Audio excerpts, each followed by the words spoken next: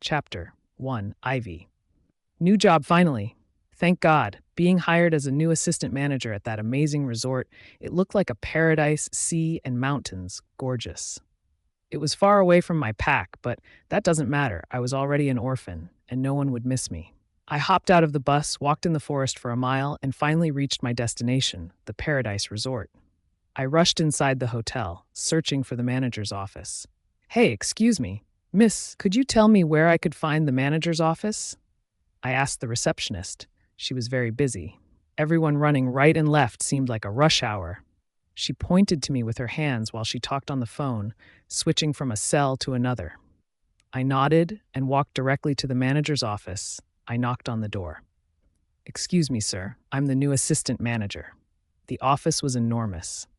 The manager looked like an elegant older man with white hair and a little body, with stern facial expressions. Oh, hi, Miss Ivy. You look so gorgeous and young. I think you are too aspiring to leave your pack and come here. The manager smiled at me, but he drew a fatherly, sweet smile that made me blow a sigh of relief. Thanks, sir. I noticed that there's a rush time or something. I can start immediately, I said politely to the manager, offering my help.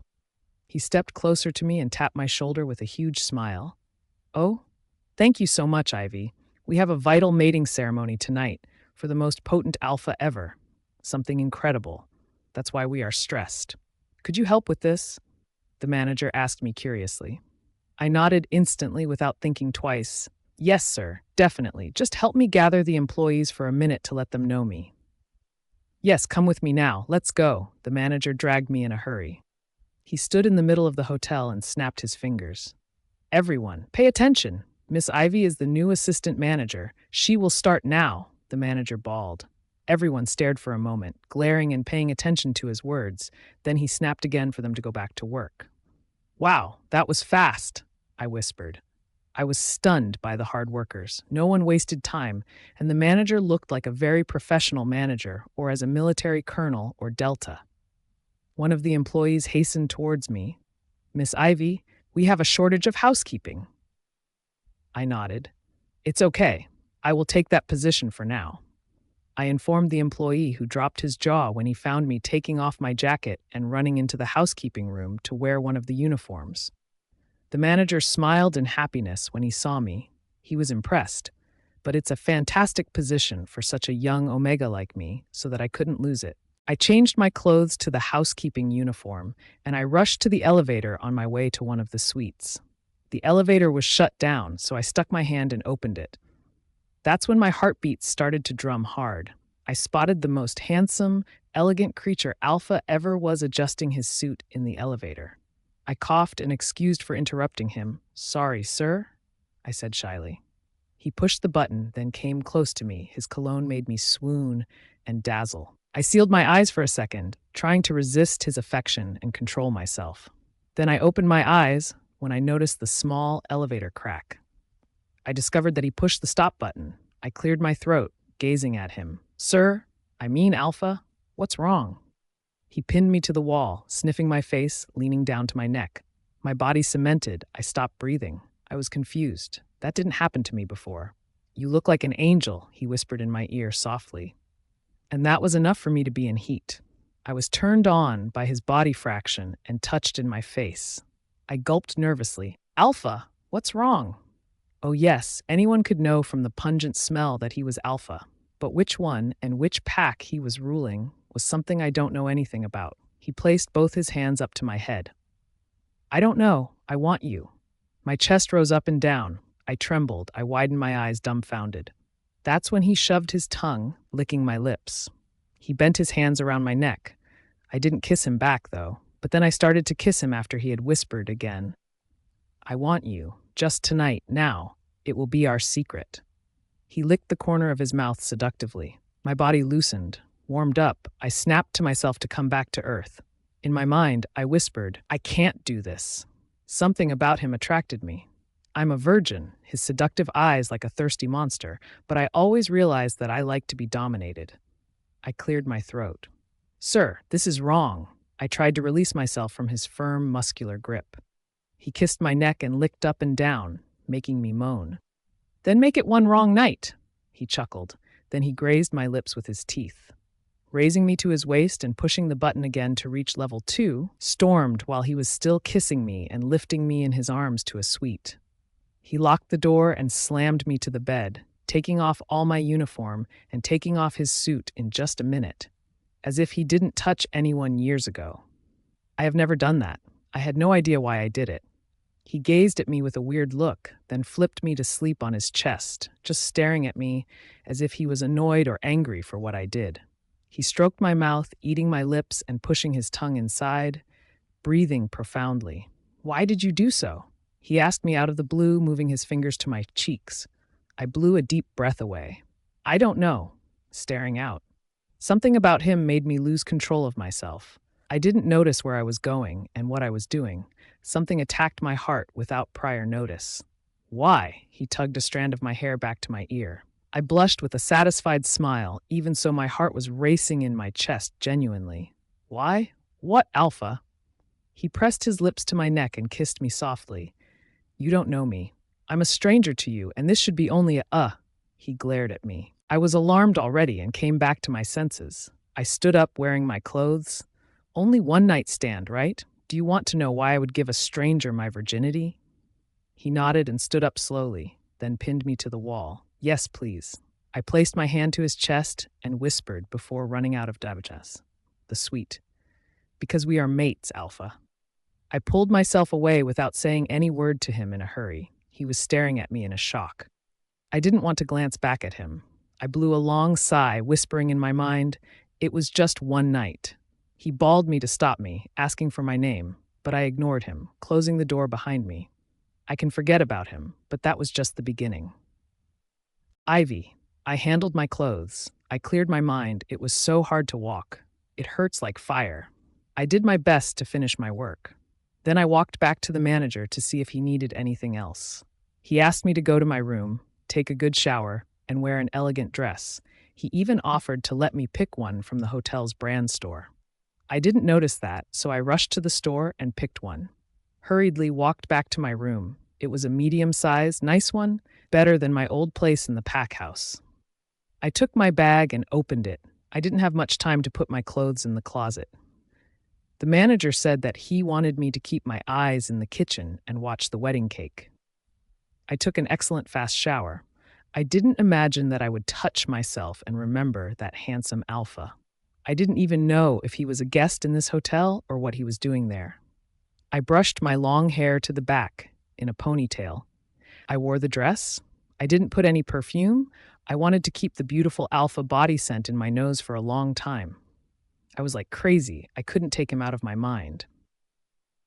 Then I got ready. I hurried down to the kitchen, searching with my eyes for that Alpha, if I would meet him again by coincidence or not.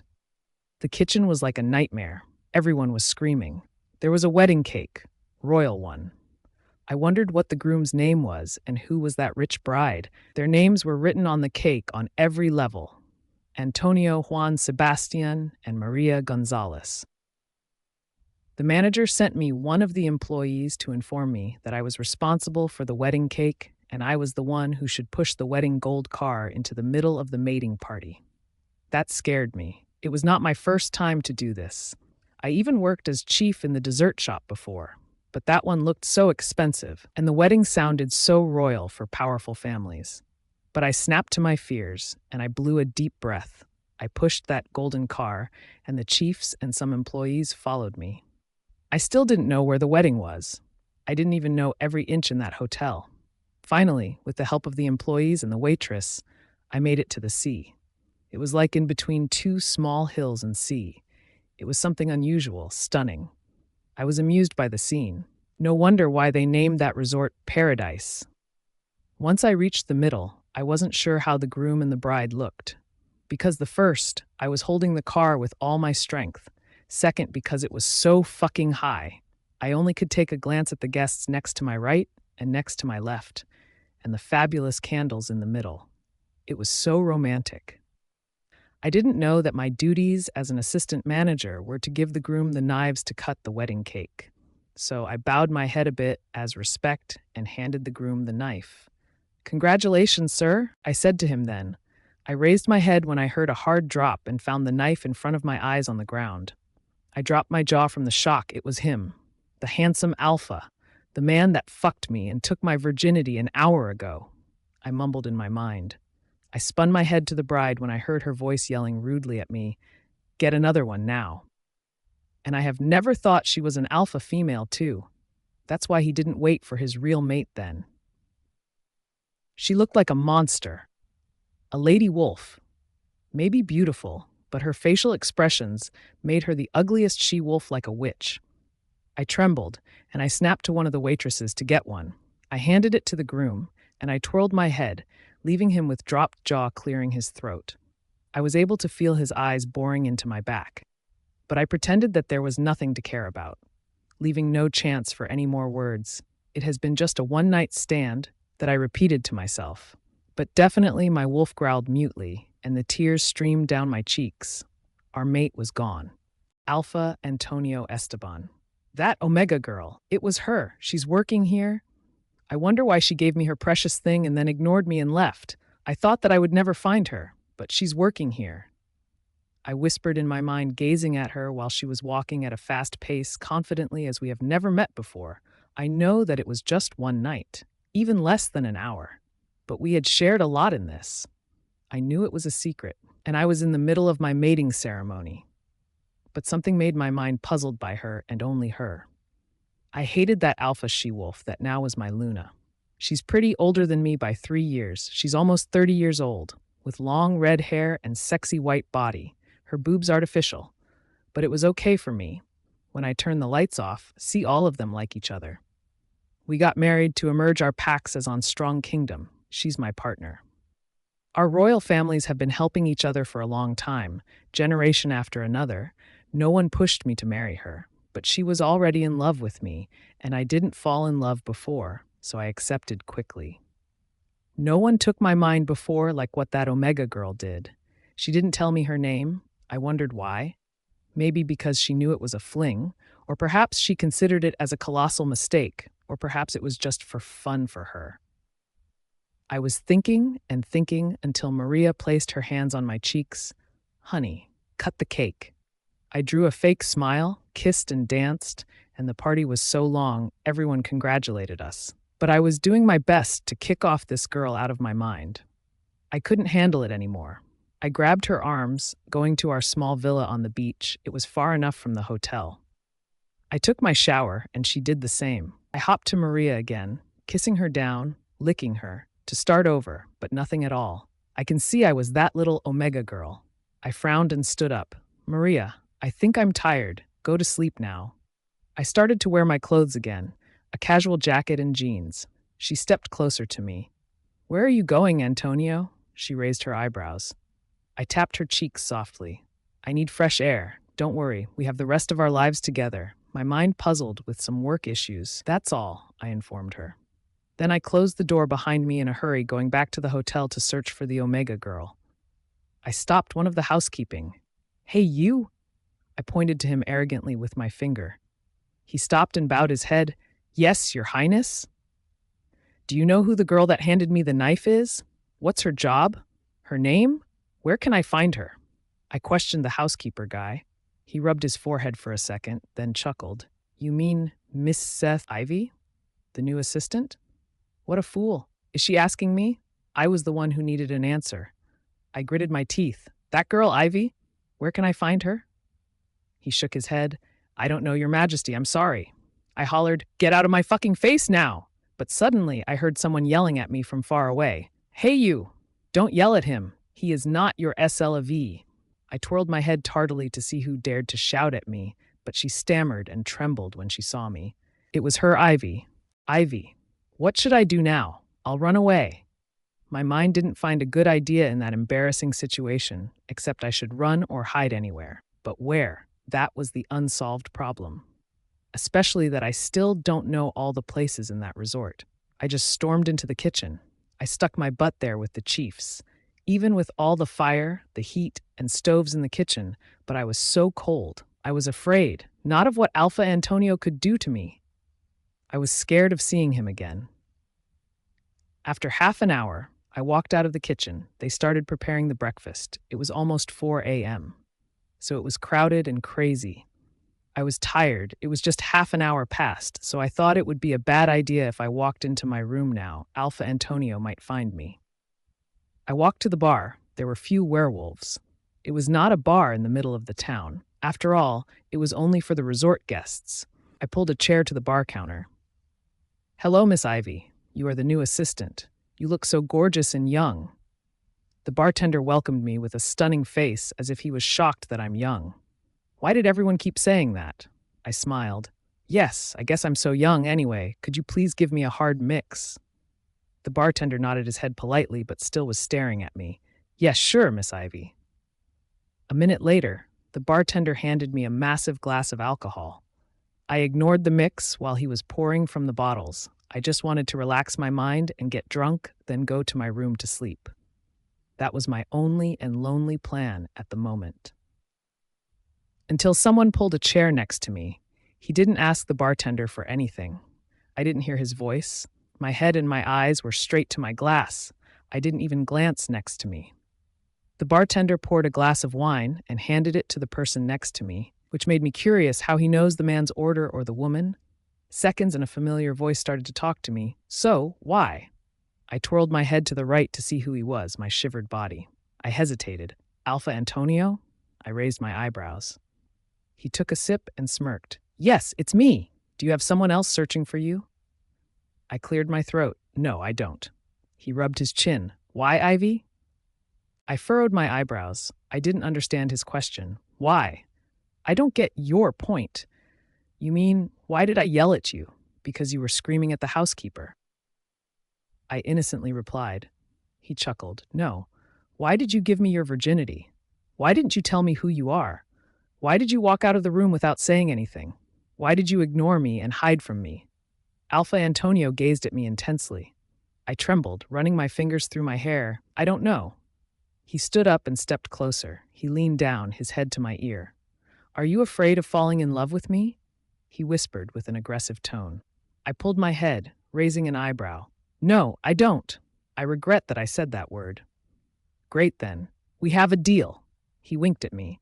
I blinked and dropped my jaw. "What deal?"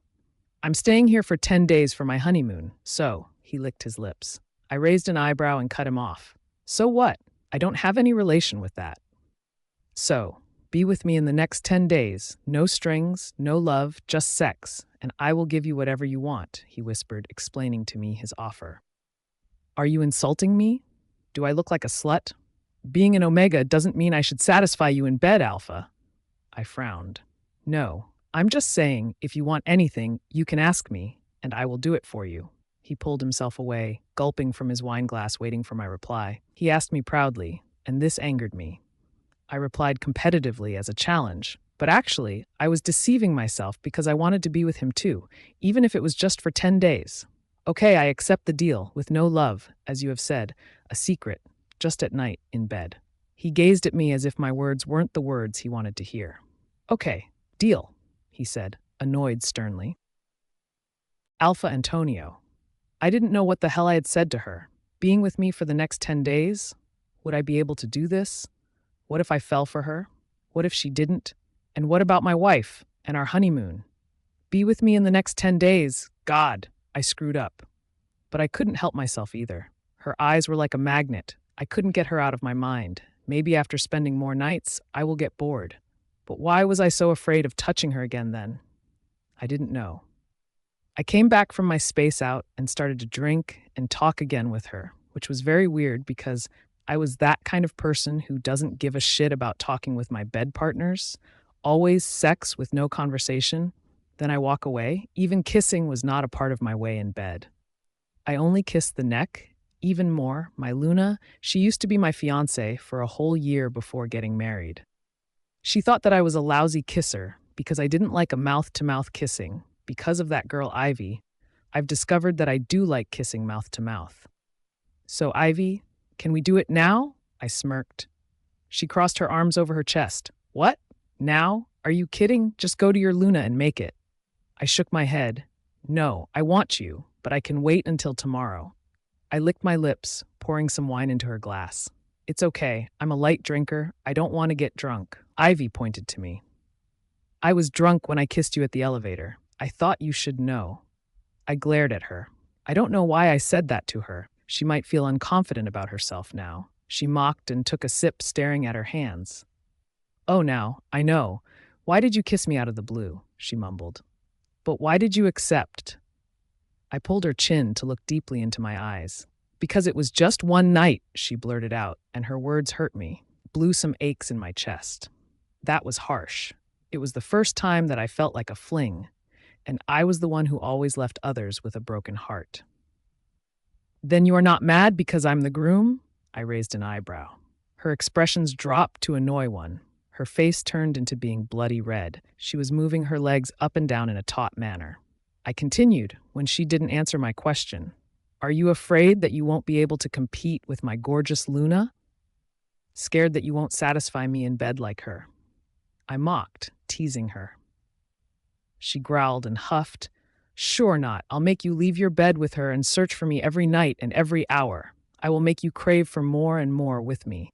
I will make you stare only at me and forget about the others around you. I will make you like a ring in my finger. I trembled, and my heartbeat racing, my chest getting up and down. Her words scared me, spat her words confidently, and was curious about that feeling that I have never experienced before with anyone. I blurted, diverting the conversation. I got mated to Maria because of the pack's sake. I'm not in love with her. I didn't fall in love before.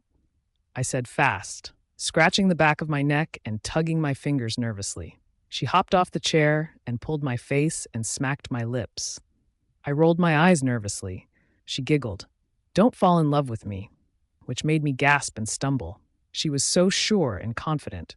Then she waved to me and walked out of the bar, leaving me with some bottles and a puzzled mind. Ivy, acting like a slut.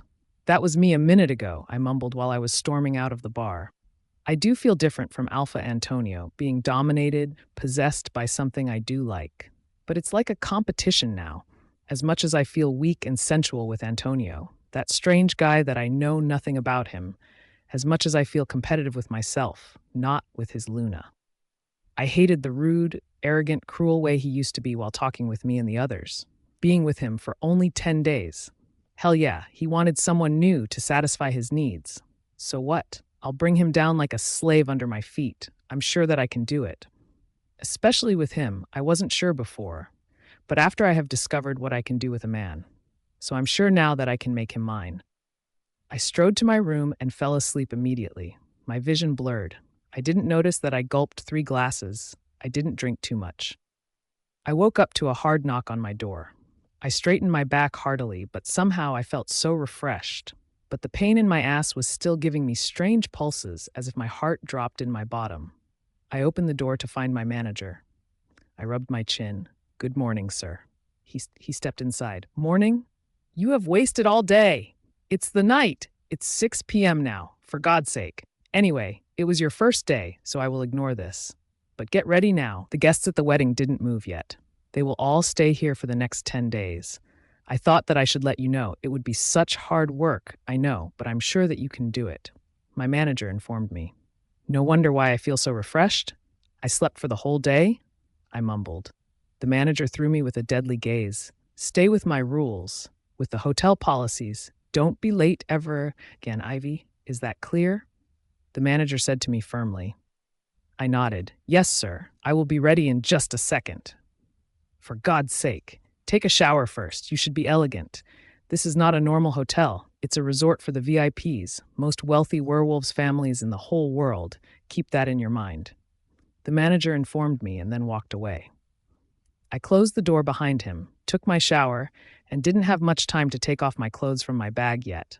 So I just hurried again to the store to pick another kind of semi-casual dress. And I gave them back the one from last night. Dealing with ruling class families was something unusual. They were all friendly people, except that horrible she-wolf, Luna Maria. I didn't know why she talked with the employees and me in the hotel from her nose arrogantly, as if we smell bad like trash. I wanted to slap her face, but she was the alpha female. After all, I have to curb my anger. She snapped her fingers. I saw her, but I ignored her. Then she bawled, "Hey, you, I'm talking to you." She raised her eyebrows. I drew a fake smile. I put my hands back on my butt, giving her the respect. "Yes, Your Highness, how can I help you?" She huffed. "Are you blind? Are you deaf?" She groaned. I blew a deep breath away, calming myself. "No, madam. How can I help you?" She huffed. "Get my seafood meal, a special one. The chiefs know what I like. Don't be late." She spun her head away arrogantly and pointed to me to go out as if I was an insect. I spoke under my teeth. "Yes, madam." And I dashed off angry at the kitchen, but someone pulled my hand and pushed me to the wall. Away from the eyes, it was kind of a hidden place. "I want you badly, Ivy," Alpha Antonio moaned and pecked my lips all of a sudden. I dropped my jaw and tried to push him. "I'm working now?" Then someone charming, a handsome, elegant Alpha as well, called my name. "Mrs. Ivy, Mrs. Ivy." I pushed Alpha Antonio away from me and stepped closer from the other Alpha, trying to hide my neck from the marks. The man threw Antonio and me with a weird gaze. "Yes, Alpha?" I bowed my head a bit, as respect for the man, who I didn't even know his name, but he knew mine, which was so weird, but at least he was so polite. He called me Miss. "Please, I need your help. I don't know what to choose from the set menu. Could you help me?" The Alpha asked me politely, but he was gazing at Antonio, sticking his eyes on that Alpha and me. Antonio passed me and hit my shoulder. "See you tonight, Ivy." Antonio stressed the words coming out of his mouth and smirked. I nodded. Then he tapped over the Alpha shoulder. "See you around, Hugo?" Okay, they knew each other, but why did they look like enemies? I walked in front of Alpha Hugo to the buffet to pick for him the dishes. He followed me. I was scared to death, wondering if Alpha Hugo saw Antonio and me kissing each other. Still, he interrupted me out of the blue. "Do you know Antonio?" He rubbed his chin. I skipped his eyes and started to prepare his dishes. I suck at telling lies. I tried to cover my battered face, and I trembled by being busy making his plate. I drew a tied lip smile. He's the groom, and I'm the assistant manager. I shrugged my shoulders. "Oh, okay, try to be away from him," Hugo mumbled as if he didn't believe me. "Huh? Why Alpha? Do you know him?" I glanced at him while drawing an innocent face. "Yes, we are kind of partners, and he got mated to my ex Luna." He raised an eyebrow and laughed hysterically out of the blue. "I'm sorry." I furrowed my eyebrows. I didn't get it. How could he attend his ex-Luna mating ceremony? That was foolish. "No, it's okay. Our families used to arrange marriage from each other to keep the business and our pacts going on. I married her out of business, and then after breaking the mating bond, she got mated to Alpha Antonio for business too." Hugo explained to me with a dull facial expression without even blinking. He reminded me of Antonio's expressions. "That's cheap. I'm sorry." I blurted out, then I noticed that I insulted him, so I covered my mouth with my hand, apologizing to him. "It's okay, but this is the fact. Love has no place in these two families," he chuckled. "So you don't hate Alpha Antonio?" I asked Hugo. I was curious. "No, but I don't like him either. We used to be best friends. Practically we are the same. Typically, animals go around craving for sexual relations. One night stands, then goodbye bed partner. That's me, and that's him," he explained to me. Actually, I didn't know all this information about Antonio. Thanks to Hugo, that scared me to death to sleep with Antonio again, making him heartless. I don't have any plans or intentions to be with Antonio forever, but I don't like to be a whore like others. I dropped my eyebrows from the shock. "God, you are too honest. Why don't you try to change yourself then?" "Sorry for interfering. I know it's none of my business." "It's okay. Do you know what I hate most about Antonio?" Hugo raised his eyebrows and gazed at me. "What?" I swayed my head and paid attention to him. "That we like the same things, the same people. When I sleep with a girl, he sleeps with her. When he sleeps with a she-wolf, I sleep with that she-wolf too." He explained to me, but stepped much closer. His chest hit my back. I stuck my head to the plates again and moved to the left to pick another. "Then why don't you get mated to Alpha Antonio and leave the others alone?" I smirked and giggled. Yes, I was teasing him, making fun of him. I hated that Alpha Hugo already. Somehow I felt that he was so proud of his sins. I hate him because I'm afraid that we may fall in love for the same she-wolf later. And this will be a battle because not me and not Antonio have fallen in love ever before. Hugo leaned into my neck and whispered in my ear, fanning my neck with his deep breath. He touched my hand while I was picking the meat for him. I trembled and dropped the plate from my hand. Then I dashed off. I hurried back to my room and locked myself in. Ivy. I have tried to calm myself down. What has been happening to me at that resort? If I had pushed Hugo, the manager would fire me and kick me out of this resort and the whole pack immediately. As he has warned me, this place was for the most powerful and wealthy werewolves in the world. Suddenly, my room's door was opened. I forgot to lock the door. I hopped from my chair. I cleared my throat. Antonio with a horrifying look. He was huffing and gritting his teeth angrily. His face was red. He slammed the door behind him and locked the door with the key. I stepped back. "Why are you here?" I rolled my eyes. He groaned and stepped tight from me. From every step close to me, I was stepping back. "What the hell were you doing with Hugo?" I frowned. "It's nothing to do with you." He pushed me to the wall. I hit my back. I dropped my jaw and bawled shockingly, glaring at him. "What are you doing?" He walked away in circles, huffing. "You can't get enough? Do you want more alphas around you?" I rounded my fist, curbing my anger. Then I bawled, "Get out now." He narrowed his eyes in shock, gazing at me. "Ivy, are you talking to me?" I crossed my arms over my chest. "I can't see anyone else here except you." He pulled me from my neck, choking me by his hands. "Don't you know who I am? I'm the most potent alpha ever." He raised an eyebrow. I tried to cover my fears, and I gazed. "I know that you can't get enough of me." He raised his hands away from my neck. I was barely breathing and clutched his chest. "Do you think you could control me? Do you think that I'm fucking crazy about you?" "Get out now," I said, staring away. I was talking to him arrogantly. I hated his violent manner. He was not jealous. He can't be. But an alpha like he used to take anything he wants. He can't see me with another until he got bored and threw me an old toy in the garbage. And I was not a toy, and I would never let anyone throw me. "What do you want? Money? I will give you $1 million. No, $10 million for 10 days. He shrieked. "Get out now, Alpha Antonio." I stressed every word with calmness. "Then what do you want?" He rubbed his cheeks nervously. We said, "No love, no strings, just a bed. Actually, you were the one who asked for this. Then act like this, or don't ever show me your pretty face again." I mumbled, gazing at him. "Do you want this? Okay then." He gritted his teeth, then pulled me tightly to his chest. "Let me give you what you want. I will leave you every night, barely standing on your own feet.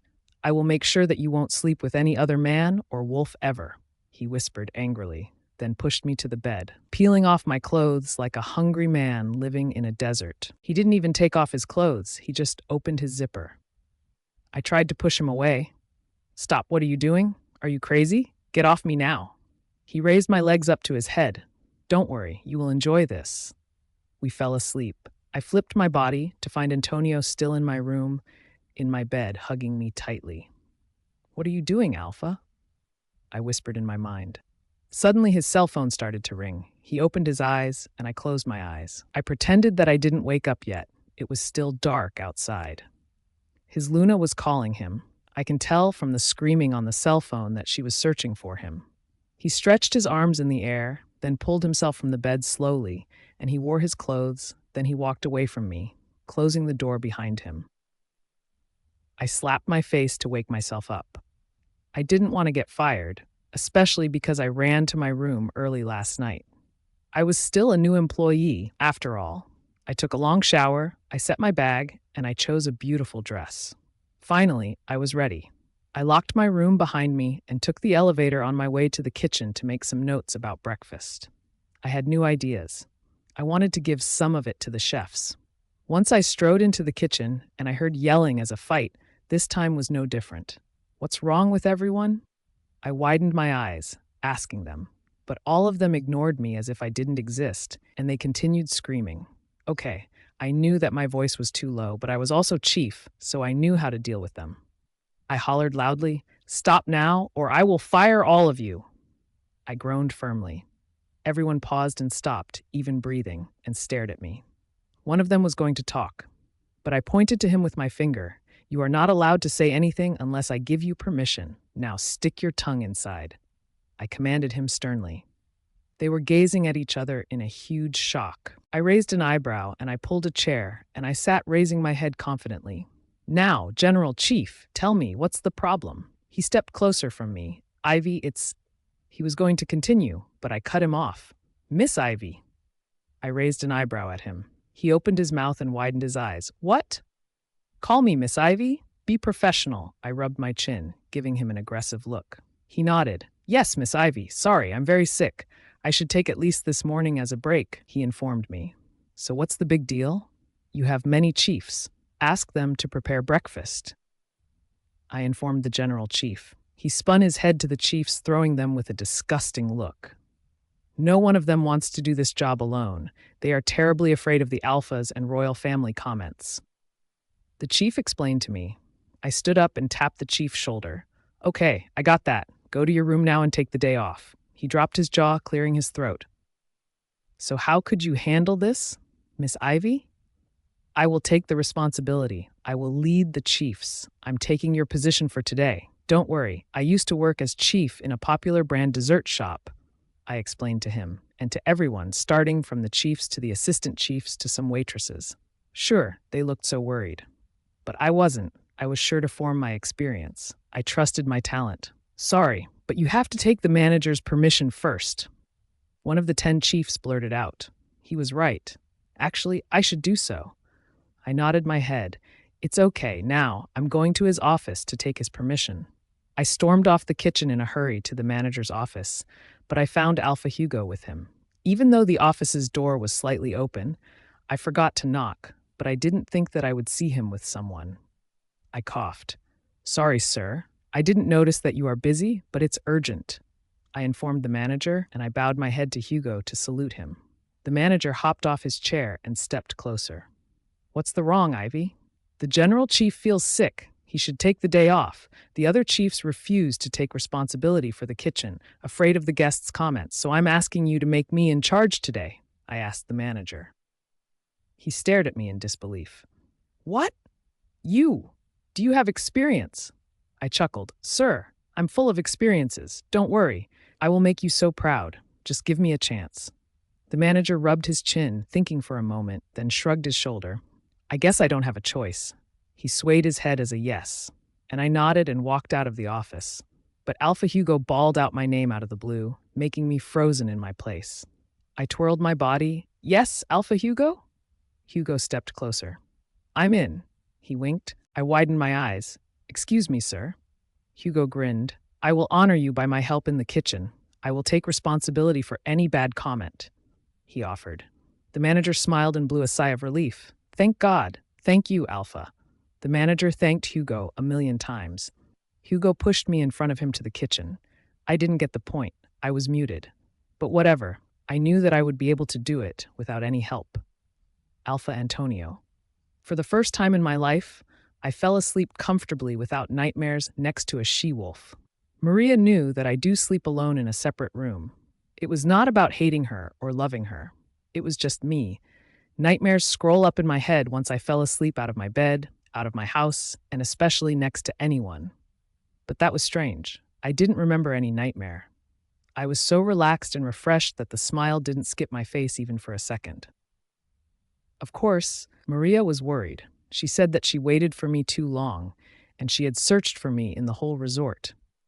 She tried to do her best to sleep with me that night, but I laid my body on the lounge, and I ignored her. Making sex with Ivy was enough for me, I guess. She huffed and puffed angrily, but she surrendered at the end and fell asleep. After a couple of hours, I woke her up to go to the restaurant for breakfast. I was so hungry, I did it with Ivy for so long and missed her face. I don't know what happened to me, but yes, I wanted to see Ivy badly. We walked to the restaurant, laughing and shaking hands with our family members and our friends. We sat at the huge round table. Usually, Hugo sits with us. He was my partner. I don't know why I searched for him. Something hit my head with a weird idea that Hugo might be searching for Ivy. Few minutes, and I spotted Hugo serving the open buffet with the waitresses and Ivy next to him. They were laughing loudly. Hugo was touching Ivy's hand from time to time, and I was boiling and huffing. That scene angered me. Hugo clapped his hands with his gigantic smile from ear to ear. Hello, everyone. There's a small surprise today. The chief is Miss Ivy, and I'm her assistant. I helped her prepare all this kind of food in front of your eyes now, so any bad comment, I will take responsibility for this. Hugo spat out his words. Everyone laughed and clapped for him and for Ivy after they started to stand in a line and taste the food. Everyone praised Ivy for the delicious food. For sure, I was not going to stand in a line. They always served my table. Maria pointed to Ivy to serve the meal. She picked some of the dishes, and Hugo helped her. There were too many assistant chiefs, employees, and waitresses. Why was Hugo doing this? I was playing with my fork, waiting for the plates to be served. Hugo placed his hand on my shoulder. You will like it for sure. He winked at me. Maria raised her eyebrows. Wow, this is delicious, Ivy, she smiled at Ivy. Ivy thanked Maria, then turned her head to me. Alpha Antonio, what do you think? I spat the food from my mouth to the floor. Disgusting. I raised my eyebrows, gazing at Ivy. Why did I do that? I don't know. Was I jealous of Hugo? Maybe. It tasted good, but I humiliated Ivy in front of everyone. Ivy looked so shocked by my reply and from my reaction. Everyone turned their eyes on me in disbelief. Hugo leaned down and tasted a piece of my plate. Then he gritted his teeth, staring at me. What the hell? It's so good. I guess he knew that I was just annoyed. I spun my head to take a look at Ivy, and I found her eyes full of tears and red. Suddenly, drops started to fall down on her cheeks. She was speechless, cemented in her place. Ivy wiped her tears with her elbows. Hugo rushed towards Ivy, wiping her tears. Please don't cry, Ivy. Come with me. I wanted to say sorry for Ivy. I wanted to tell her that I was teasing her, but Hugo sprinted to her and walked away. Why do I care about Ivy? Why do I care if Hugo fucked her? I whispered to my wolf, but I didn't get an answer. Ivy. I don't know why Alpha Antonio did so. Yes, I did that for my job, but I was thinking about him while I was preparing all the food. I wanted him to taste my food somehow. I know that we are not in a relationship, but at least I thought that he would be the first one who will praise my food, even if it tastes terrible. But he was the only one who threw me with disgusted looks. He was rude. I didn't control myself from the shock. My tears fell down on my cheeks. I was so embarrassed. And what was the considerable thunder for me that Alpha Hugo was the nice one who took my hand and wiped my tears, tapping on my shoulders? Hugo walked with me to the pool. I was hardly breathing. He tried to calm me down, but I couldn't stop crying. So he asked the manager to give me a break tonight because he wanted to invite me to a special dinner as a guest. I couldn't refuse. He was so generous and kind to me. So I walked to my room. I locked myself. I didn't stop crying. I don't know why his words hurt me that much. Part of my job was to accept the bad comments and the bad temper of the guests, but not from him. Maybe I was falling for him. I don't know. All I know is that I have to stop seeing him. I have to stop thinking about him. I have to come back to my senses. This was crazy. After an hour, one of the employees knocked on the door of my room. I was taking a shower to calm myself. I hopped out the bathtub and covered myself with a towel. Yes? I asked the employee. Alpha Hugo asked me to give you those, and he asked you to meet him down in the lobby after half an hour. The employee handed me the bags and informed me, then I dismissed him. I locked the door and opened the bags. I found 2 elegant, expensive dresses and brand high heels, a gold wristwatch, and a diamond ring.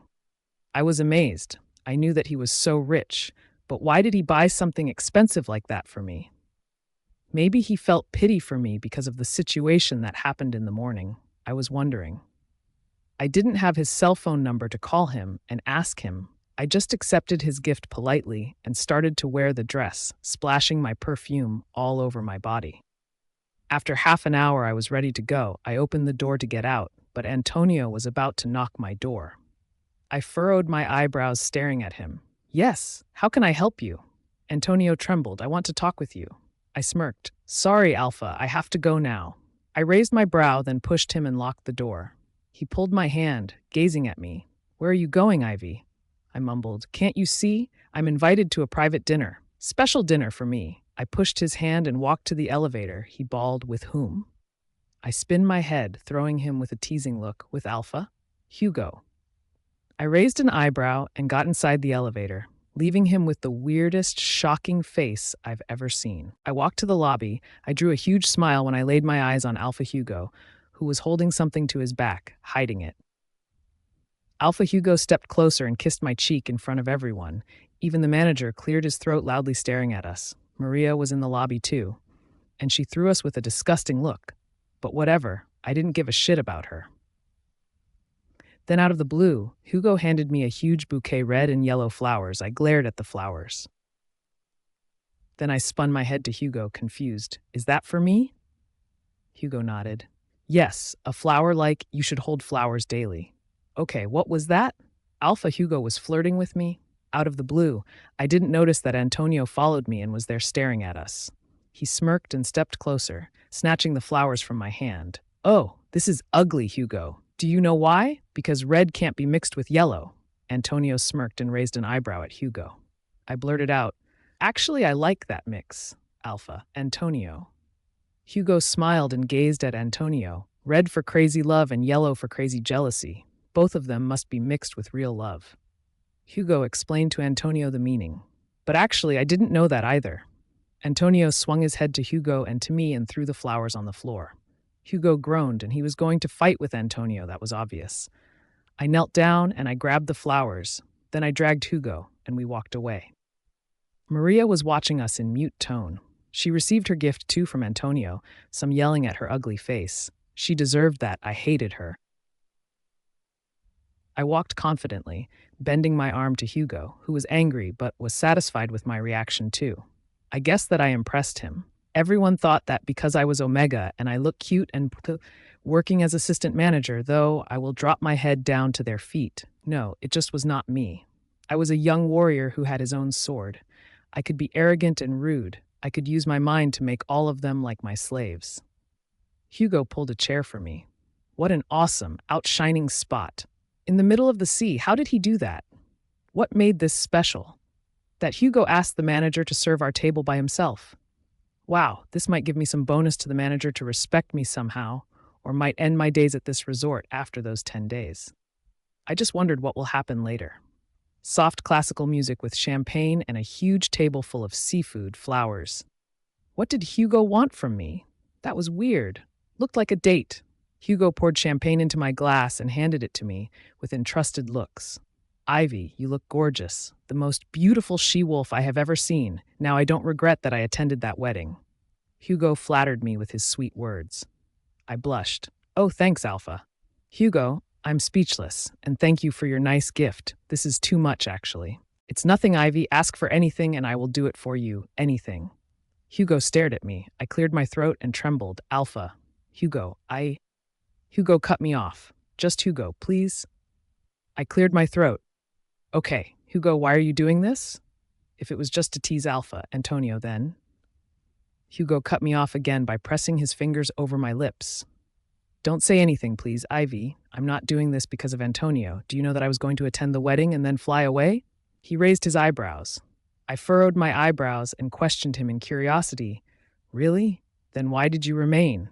Because of you, Ivy, he blurted out, and my glass fell down into the water. He shocked me. This is not happening for sure, and I don't want to be a kicking ball between those two enemies, Hugo and Antonio, I whispered in my mind. Hugo, I just don't feel it appropriate to call you Hugo. Please, Alpha. I'm far away even from dreaming of being with you. I trembled and said, politely staring away. He suddenly cupped my cheeks and said, Why, Ivy? I guess you are smart enough to realize that I'm really interested in you. Tell me why. Do you have someone in your life? Is it Antonio? Hugo gazed at me, got too many questions. And why has he assumed that someone could be Antonio? Was that very obvious? I shook my head. Alpha, I don't know what to say. Hugo stood up and pulled my hand to dance with him. He pulled me tightly to his chest. I was confused and blushed. He was generous and more delicate than Antonio, but there was something deep inside my chest for Antonio. I was not sure yet. Hugo dropped his chin to my neck, moving his beard softly to my skin, making all my body shiver. I lost control for a second until Antonio attacked our privacy by his loud voice. Antonio clapped. Wow, lovey-dovey. This is nice, Hugo. You don't waste your time. You can't stay more than a couple of days without fucking a woman. I was flabbergasted. How could he be able to say that? Who is he, for God's sake? He's so shameless. Hugo frowned. What the hell are you saying, Antonio? Antonio smirked. What? This is the truth. At least Ivy should know. Antonio shrugged his shoulders and threw me with disgusting looks. I raised an eyebrow. Alpha? Antonio, this is none of your business. I could sleep with anyone I like. Okay, I'm done with his rude, arrogant alpha. I'm not going to keep my mouth zipped anymore. Antonio widened his eyes at me. I guess you are cheap as well. Then how much? Tell me, Ivy? Because I'm so bored. And Hugo and I used to fuck the same sluts together. Let's make it threesome then. Antonio growled and placed his hand on Hugo's shoulder. Hugo was in total shock, huffing and groaning all the time, as if the cat ate his tongue. I threw Antonio up and down and looked, sorry, I'm not interested in you. And I just left. Part of me told me that Antonio was acting weird because he felt jealous, and another part told me to ignore Hugo too, because this might be a bet since Hugo didn't yell at Antonio or slap his face or anything. As it has never happened, I ignored both of them back to my work. The next step of my plan was neglecting both of them and making them spin around me like bees. Alpha Antonio. What the hell was happening? Was she dancing with him? Was she hugging Hugo? I wonder what if I have interrupted them after 5 minutes? Maybe I was going to watch them kissing each other. I'm not mad at Hugo. He didn't know what was happening between Ivy and me, and even if he knows that I sleep with any woman then kick her away. But I was so angry and mad at Ivy. Why does she keep doing that? Am I not enough for her? Or is she a real slut, wants to play around with anyone? Or maybe she didn't like me. But why am I still sticking my butt around her? For 10 days? Hell, for the 10 days. I'm on my honeymoon, for God's sake. Why do I feel jealous? What did she do to me? I never thought that I would be attracted to any, and be like her shadow searching for her everywhere. Ivy ignored me and left. At least she left Hugo too. I was going after her, but Hugo placed his hands on my shoulder. Stopping me, I spin my head slowly to him, giving him one side glance. What do you want now, Hugo? Hugo smirked. Me? I don't want anything. What do you want from Ivy, Antonio? I rubbed my chin. Why do you care? Can't you see that you are here because you are newly married to my ex Luna? Come back to your senses, Antonio, and go back to your Luna. Stay away from Ivy, Hugo mumbled, gazing at me. Are you angry because I'm not with Maria? Or you are angry because I'm blocking your way to reach Ivy? I gazed at Hugo. I don't care about Maria, and I never cared, and you know that. Hugo frowned. I raised an eyebrow. Then you do care about Ivy. Hugo huffed and crossed his arms over his chest. Antonio, you are on your honeymoon. At least respect yourself and your Luna and stay close to her. Why do you pay much attention to that Omega girl anyway? I ignored him and didn't give him any answer. I just left looking for Ivy. I don't know why Hugo's question left me with a puzzled mind. I was not comfortable with what he was doing, and even his question didn't relieve me. He doesn't like Ivy. Something else was in his mind, but I don't know what it was. I found Ivy working. Usually I yelled at her to come to my table, and she just sent one of the waitresses and ignored me. I snapped to the manager and shouted at him. I called Ivy to come and take my order, but she ignored me. Do you want me to burn this resort or what? The manager gestured to Ivy, and she rushed towards us. Yes, sir? Ivy said to the manager and skipped my eyes. Why didn't you take Alpha Antonio to order? The manager said sternly to Ivy. Sir, I sent someone already to take the Alpha Antonio order. I'm busy with something else. You should tell Alpha Antonio that I'm an assistant manager, not a waitress. Ivy informed the manager, who trembled and looked back to me with a fake confused smile. Sir, I can take your order, the manager said to me, and Ivy walked away. She was talking confidently, as if I won't make a fuss and I won't fight with her, as if she was sure that she owns part of me and I won't hurt her. Move your butt. I don't want anything, I hollered at the manager. I was huffing and yelling even at any call. Come to me. My mood was underground. Typically 0. Maria came around me and hugged me from my neck. Yes, jealousy could make Ivy mine. At least I have a little hope in that. I pulled Maria into my lap and kissed her a long kiss. She dropped her jaw. Wow, you have never kissed me mouth to mouth, Antonio. I never thought that you are an excellent kisser, she smiled. I glanced at Ivy. And when I found Ivy glaring at us, I kissed Maria one more time, touching her boobs, even though she moaned loudly. I licked my lips. "Let's go, honey. The bed is calling us," I said huskily. And yes, Ivy started to yell nervously to some of the employees, so I carried Maria between my arms to our small villa out at the beach, with no idea what I will do with her. If I would be erected and be sensual or not. I wasn't sure if I wanted to sleep with Maria or not, but at least I have to try to break down Ivy's affection for me. I locked the door behind me. I cemented at my place, staring at Maria while she was taking off her clothes piece after another seductively. Okay, I didn't feel anything. What was going on with me? And why I was thinking about Ivy now at this moment. I clutched my hair nervously and sat on the edge of the bed. Maria raised her eyebrow. "What's happening to you, Antonio? Let us get out of this resort now," she huffed. I hopped off the bed and blurted out, "No." She crossed her arms over her chest, throwing me with weird facial expressions. "I can't handle losing you, Antonio." I gazed at her and furrowed my eyebrows. "What do you mean?" "Don't play like a fool. I'm not naive, and I can smell your baby scent. Every night you come late and disappear suddenly. I know that you are having a sexual relationship with a girl in this resort, but I still didn't find out who she is." She smirked. "Shut your fucking mouth. Are you insane? Don't make a big mistake, or you will regret later. Don't jump off the red line, Maria." I hollered at Maria with a warning tone. She stepped closer from me and bent her arms around my neck, moving her fingers slowly. "Okay, honey, play around with anyone, but don't throw me. Satisfy me first," she whispered in my ear. Her voice made me push her away from me. Who was she talking to me like that? I fuck whoever I want. She ruffled her hair away from her eyes. "Antonio Juan Esteban, I promise that I will make you regret," she yelled, threatening me. I grabbed her hair. "Don't ever shout at me, or I will smash your head and cut your body into small pieces and throw it to the dogs. Got that?" I hollered at her, gritting my teeth. Then I stormed off and slammed the door behind me. I hastened directly to Ivy's room, and I didn't care if she was there or not, or if she had finished her work or not, so I decided to open her door and wait for her there. I was like crazy. I don't know what had happened to me when Maria suggested that we should leave this resort. H's bumped into my heart. I panicked.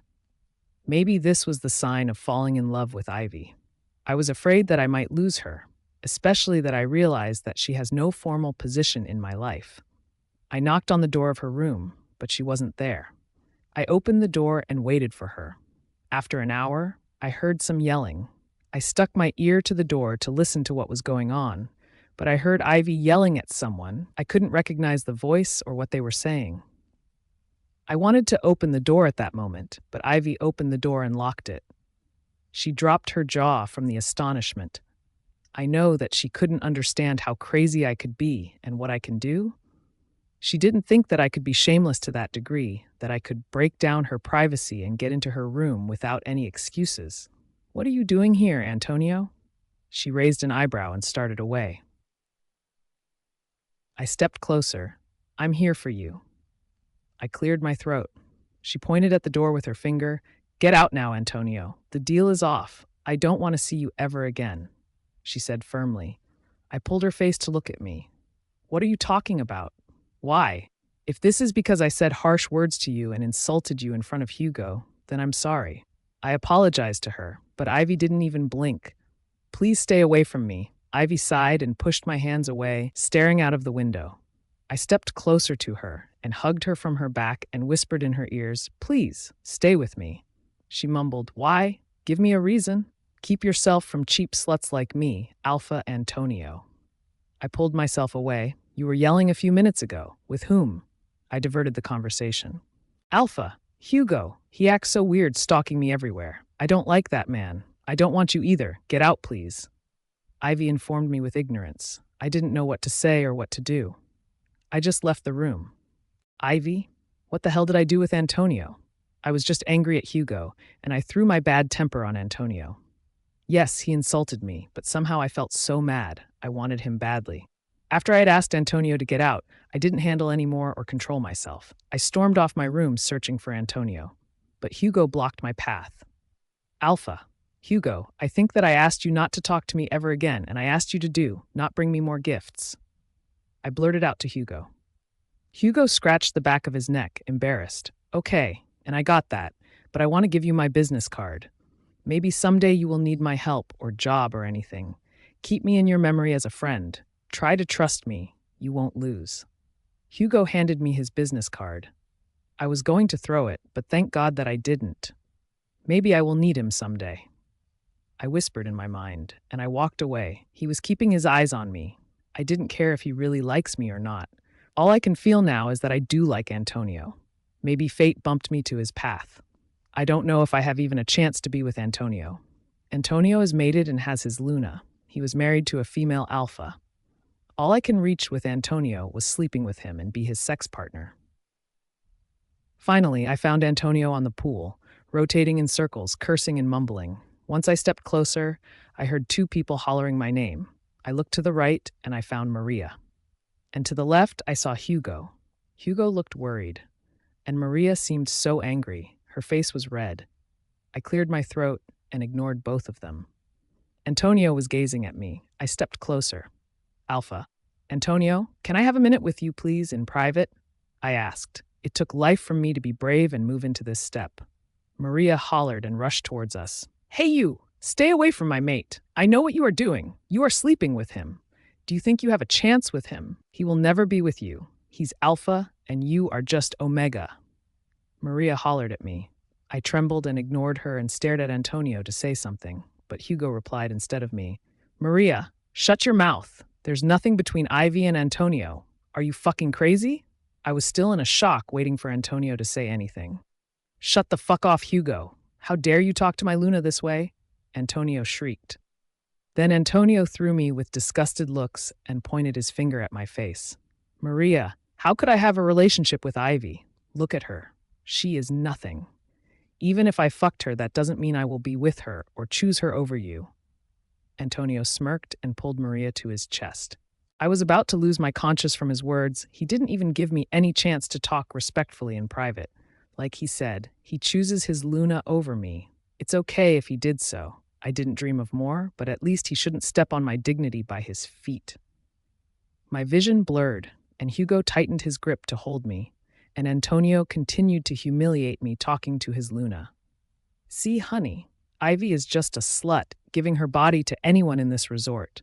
She is just entertaining guests like Hugo and me. Hugo roared and spun his head to Antonio.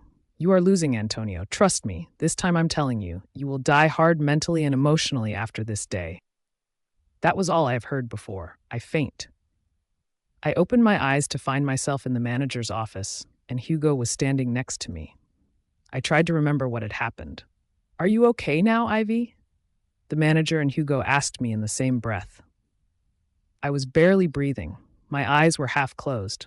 Please, manager, accept my apologies. I need to resign now. I have to leave this resort immediately. What? What are you saying, Ivy? Ivy listens to me. This always happens from the guest here, the manager informed me. Sir, please, I'm leaving, and I don't even want to go back to my room and handle my bag. Seriously, I will leave everything immediately. This is my last decision. Please respect that, I said to the manager, who was staring at Hugo. I stood up and walked away. Hugo shouted out my name, stopping me. Wait for me, Ivy. At least give me a chance to drive you anywhere. I'm leaving too. I nodded. Okay, Alpha. Hugo, and thank you for your help. That was when I decided to leave everything behind my back, my valuable job, my nights with Antonio, my broken heart, and start over again, as it had never happened. Antonio Pav. I slid myself down to air. I was shivering, slapping my face. What the hell I just said to Ivy? I was whispering in my mind. My tongue was tangled. I was astounded from my reaction, how I treated her, and why did I do that? Maria pulled my hand to stop slapping myself. Stop, Antonio. What happened to you? I pushed her away. Stay away from me. I hate you. I hate you.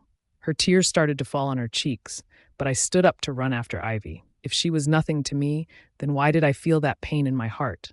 As if someone stabbed me with a knife. Why can't I breathe? Why was I panicked and shivering?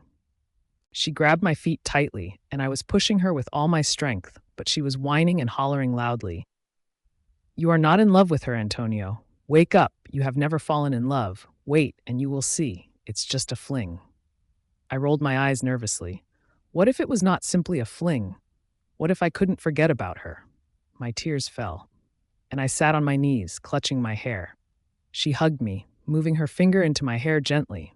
Don't worry, baby. I will help you. You will forget her in a couple of days. And I believed her. Maybe because I wanted to get over Ivy. I tried to kick out the feeling of being weak toward Ivy, or perhaps I was just a fool wishing to live without love and mating bond. I didn't even ask what Ivy did. Where does she go? I just checked out and took my Luna and left the resort. I was an idiot. I thought that if I discovered that I love Ivy, that I could come back again to the resort to find her and bring her to my life. However, my subjective opinion this time hit the wrong answer, and I deceived myself. I went back to my castle with Maria. In the beginning, it was easy because all I was thinking about was making me angry. I believed that I was just annoyed that someone rejected me. I began to touch my Luna, not generally as I used to, drowning myself in work and business, meeting my partners, traveling everywhere. I was still remembering Ivy from time to time, until 10 days were gone. This number reminded me of my deal with Ivy, and everything turned into a disaster. I was like a dead person. I couldn't sleep at all. I didn't have an appetite to eat anything. I lost the ability to touch Maria, not even sexually, but touch even her hands. I asked her to move to another room because this time I struggled with my nightmares daily, even while I was waking up. In the middle of the day, my mind started to be full of only one thing and kicked the business out of my mind: the idea of getting Ivy back to my life in anyhow. I took my car and I drove fast for more than thousands of miles to reach this resort. I couldn't wait for the next flight. I wanted to skip as much time as I could. I reckoned that I shouldn't call the resort. I thought it would be a good idea to make it a surprise to face Ivy. After long hours of driving without stopping or rest, I reached the Paradise Resort, the place I met the girl from heaven, the girl that took my precious thing from me, my heart, as she gave me her valuable something, her first time with me, but I left her with a broken heart as a reward. I parked my car and stormed into the resort, searching for Ivy and yelling her name like an idiot. The manager stopped me. Alpha, Antonio, are you searching for Ivy? He raised his eyebrows in a shock. Yes, where is she? I started in a hurry. Why? The manager widened his eyes. I groaned. Who are you to question me? Tell me now where I can find her. Sorry, sir, but she left before you check out, and I don't know where she is, the manager informed me. And I couldn't stand on my own feet. It was like the ground was rotating under me, as if my heart wanted to jump out of my chest from the hard drumming. I was barely breathing, feeling dizzy, lost, killed myself with my hands. No word could express what I felt because I lost everything because of my stupidity. I lost the only thing that I searched for years. The feeling was like I was paralyzed. I didn't know where I should search for her. Ivy? I left the resort. Hugo drove me to my house, actually. That's what I told him. But it was too far from my home. I thanked him for his help and the ride and said to him that I should call him later. He even gave me one more business card in case I lost the first one. I politely thanked him one more time. Once I assured him that he left, I just went back to my parents' house. Both of them opened their mouths in considerable shock. They didn't expect that I would come back after a few days to pack. Me either, actually. My mom rushed towards me, ruffling my hair. She felt that I wasn't okay, and there's something wrong, especially that I looked so pale, with no bags, as if thieves robbed me. Honey, are you okay? What's wrong with you? Are you sick? My mother asked me with a worried tone. I cleared my throat, trying to hide the pain inside me, but I guess I couldn't fake it. No, I'm just resigned, that's all. I will find one better job. I didn't like it there. I rolled my eyes, trying to skip my father's in-depth looks as if he was reading my expressions. It's okay, Ivy. You will find the best one, I'm sure. My mom kissed my forehead, patting my back. I trembled. Hey, father, you look shiny. What happened, Ivy? My father questioned me sternly. Actually, I got used to warrior's attitude because my father was one of them. And yes, I was Omega still. I'm adopted, I guess. But I didn't ask them ever. I can't lie, he will bust me, I mumbled, tugging my hair nervously. Father, can we talk later? I nodded, and I rushed upstairs. But my father stopped me. "Stop now and tell me what happened, Ivy," my father bawled. I twirl my body slowly. I blew a deep breath to raise my self-esteem. I need some courage. "I fell in love, but—" My father furrowed his eyebrows. "But what?" "I fell in love with Alpha, and he was just newly mated. And guess what? He humiliated me like a slut in front of everyone." I cried heavily and stormed to my room, cuddling myself in the corner, drowning in my rainy tears. Now I know that being honest with my parents will make them open up a new fight, especially being in love with Alpha. This can't be happening in my family, especially with my father. He might kick me out of the house and kick me out of his life forever. I know that I can live normally and get mated to another wolf, but I'm sure that no other man could affect my emotions and make me be with him. And I will never accept that. But for Antonio, I was ready to be just with him and for him. But time will heal me and cure my broken heart to live normally again. My father kicked the door of my room with a roar, made me jump in my place. He was gazing at me as if he wanted to burn my body alive. I have never seen him like this before. "Ivy!" God, what he was going to do with me. Should I jump out of the window now? I cleared my throat. "Yes, Father." I looked down to the floor, barely breathing. "What do you mean by falling in love with Alpha? What was the shape of the relationship?" My father asked me firmly with rough facial expressions. I rolled my eyes. God, what should I say? "Father, he's not in my life anymore. I can live normally and find a mate." I tried to explain to him. "Good, then I will find you a good wolf. Blind dates. We'll start next week. I can't let you drop our reputation in the mud." My father commanded me and slammed the door behind him. I was like paralyzed. What? I'm already feeling like a dead person. I need a hug and someone confronts me. Blind dates and wolves and mate next week? Knocking on my door? Sure, she was my mom. She was the sweetest she-wolf on earth. But she can't say anything to my father. He was a severe and harsh and strict person. But he was so in love with my mother. "Yes, Mother, please come in," I whispered. She entered and stepped closer, hugged me tightly and warmly. "Honey, don't cry. Plus, you will find someone who will deserve you." She cried with me. She's so sweet. "Mommy, please don't cry. I don't want any other man. I'm not interested in men, I swear. It was just him, and now it's okay. I will go at arranging blind dates, as my father has said." I pulled my mother's hand to sit next to each other on the bed. She didn't stop crying even for a second. Neither I. "Okay, Ivy, but I will be next to your side this time. You are my only child.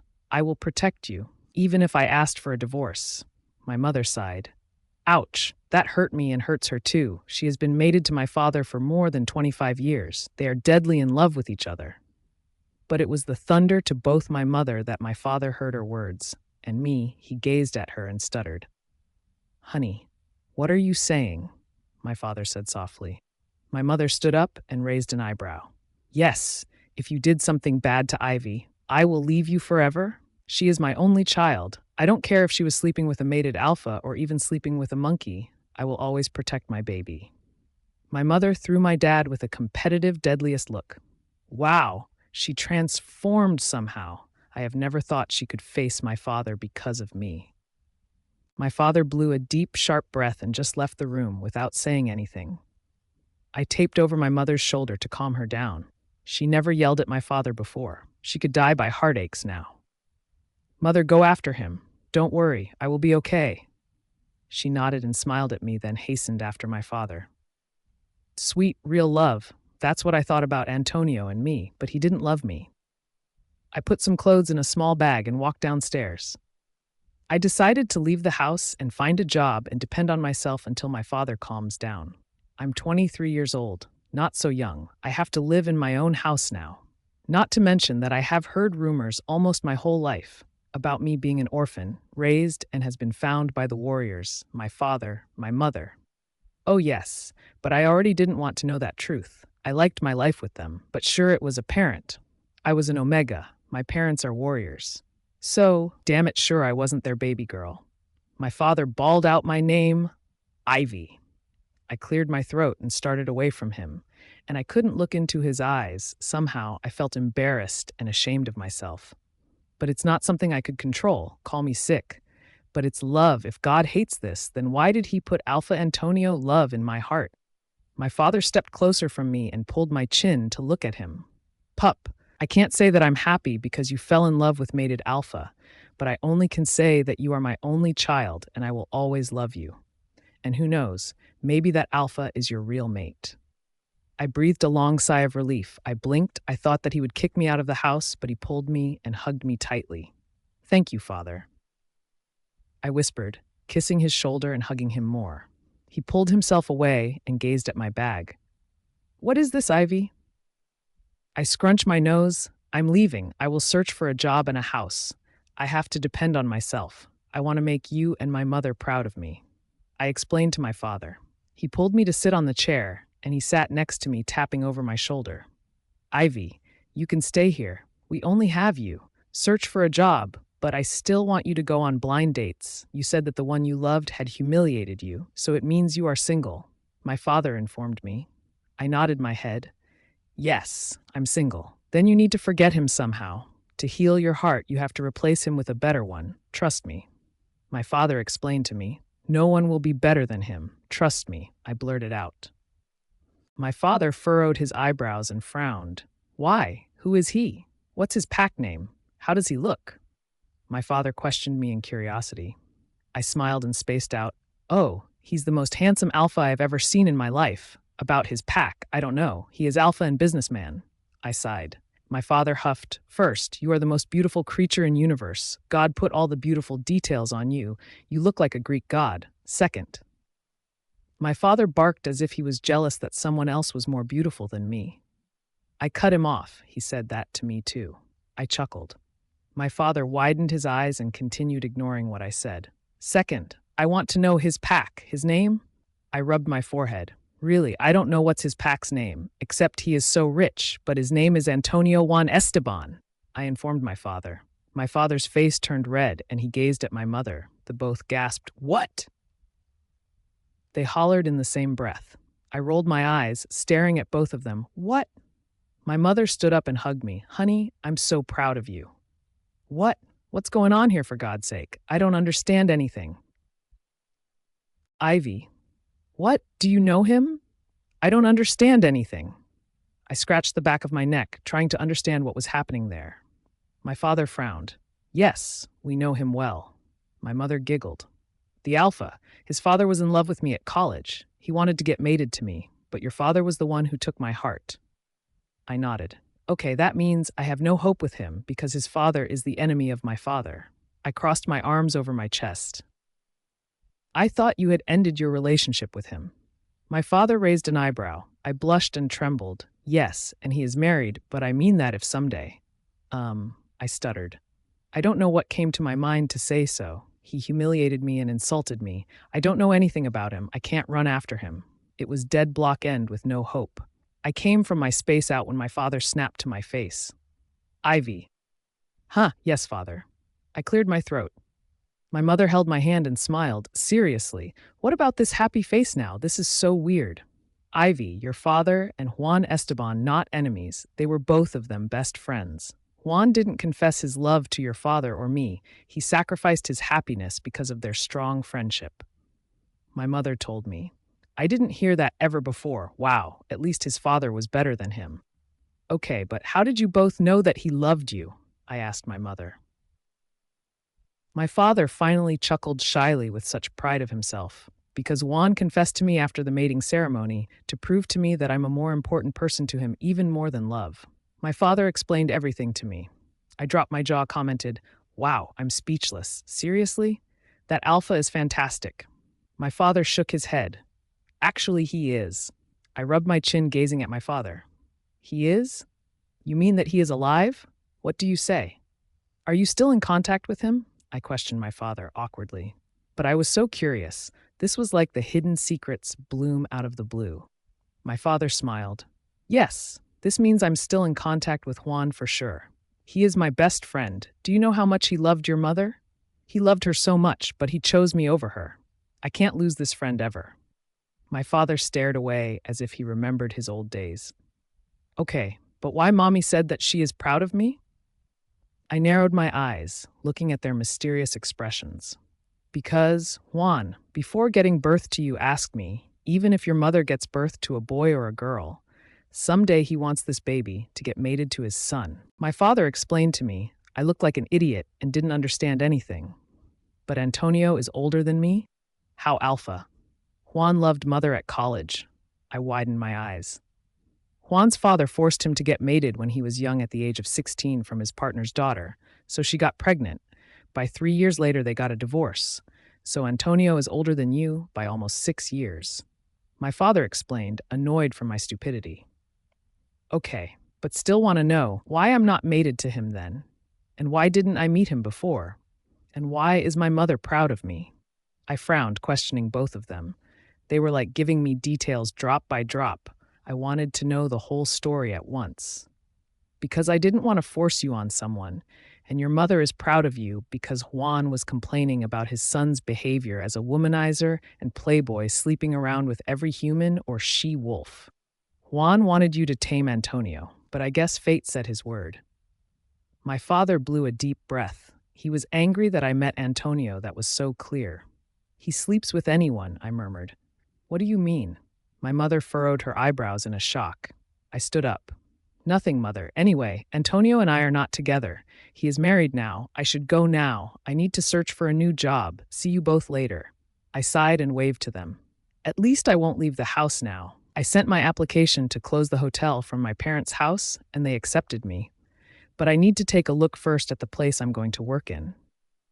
I drove my car to the hotel. Actually, I applied to work as an assistant manager, but I didn't get that job. But they asked me to come first, then they will inform me of the empty job. And that was a shock to me. It's a better position, but not something I should be proud of.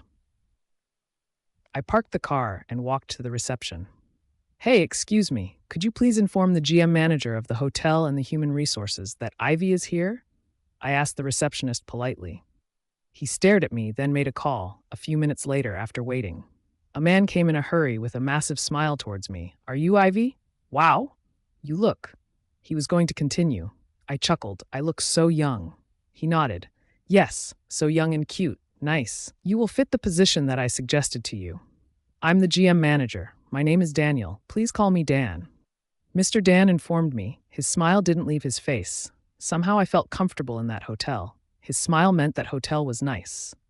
No pressure or stress. I glanced at most of the employees. They all looked the same, just smiling all the time. Nice to meet you, Alpha Dan. So what's the job? I smiled in curiosity. Please come with me, Ivy. Wow, I'm speechless. Do you have a boyfriend, mate? Alpha. Dan winked at me and pulled my hand to walk next to him. I shook my head. No, sir, I'm single. Shit! How come? He gasped. I chuckled. Anyway, sir, I want to start the job immediately. I informed him with a severe tone. He shook his head.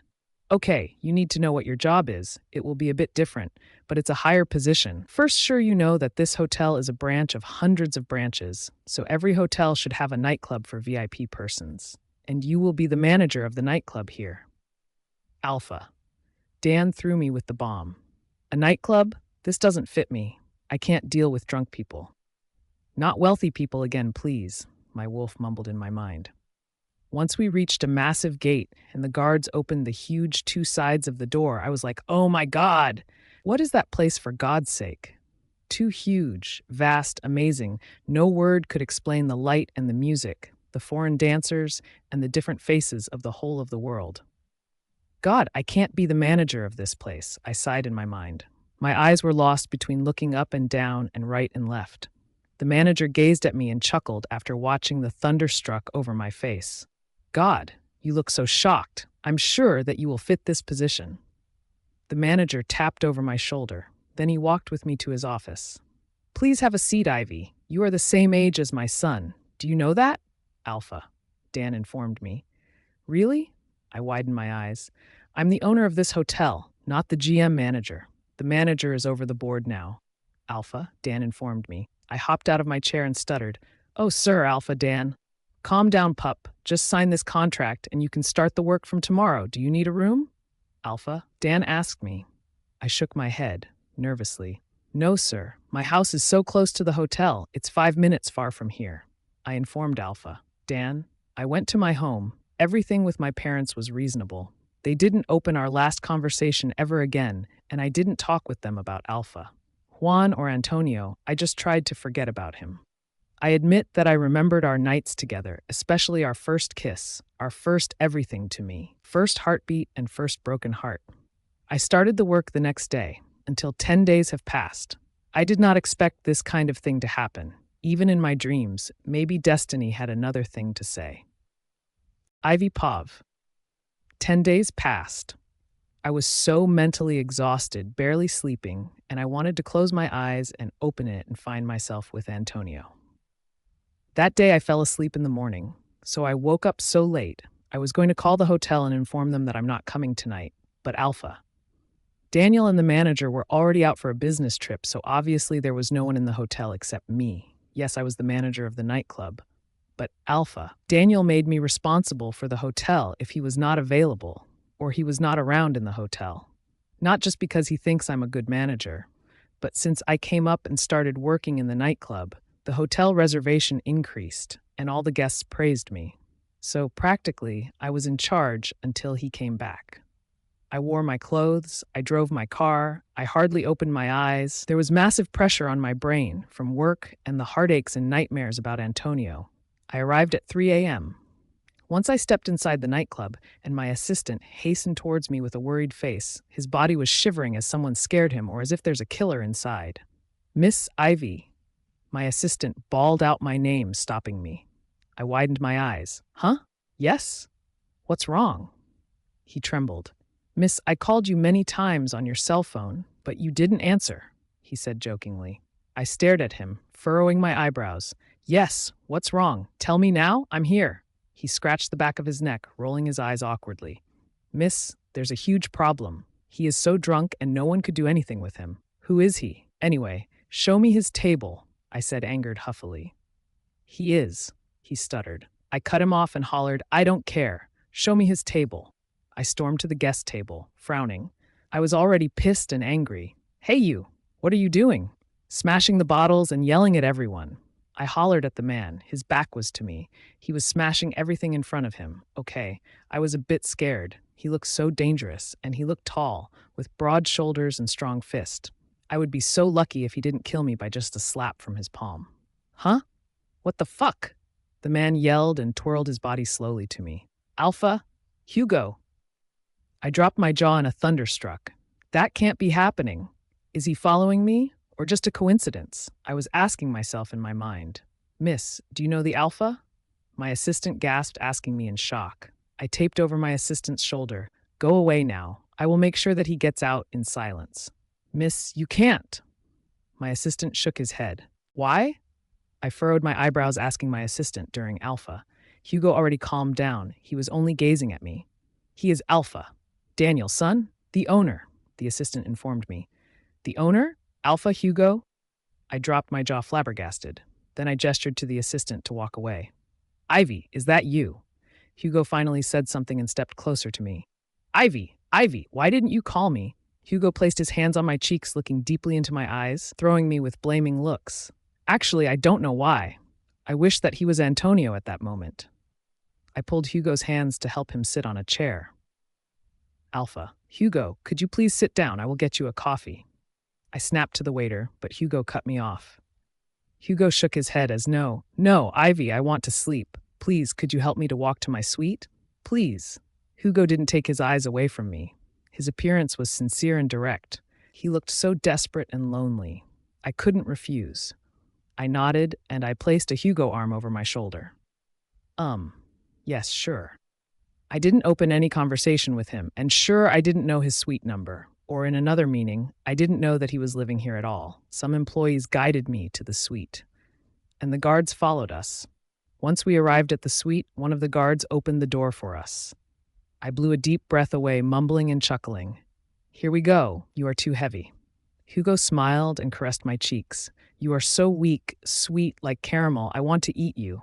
Hugo winked and slammed his body to the bed and pulled me to the top of him. You are drunk, I muttered and blushed. Work for me, Hugo blurted out. Huh?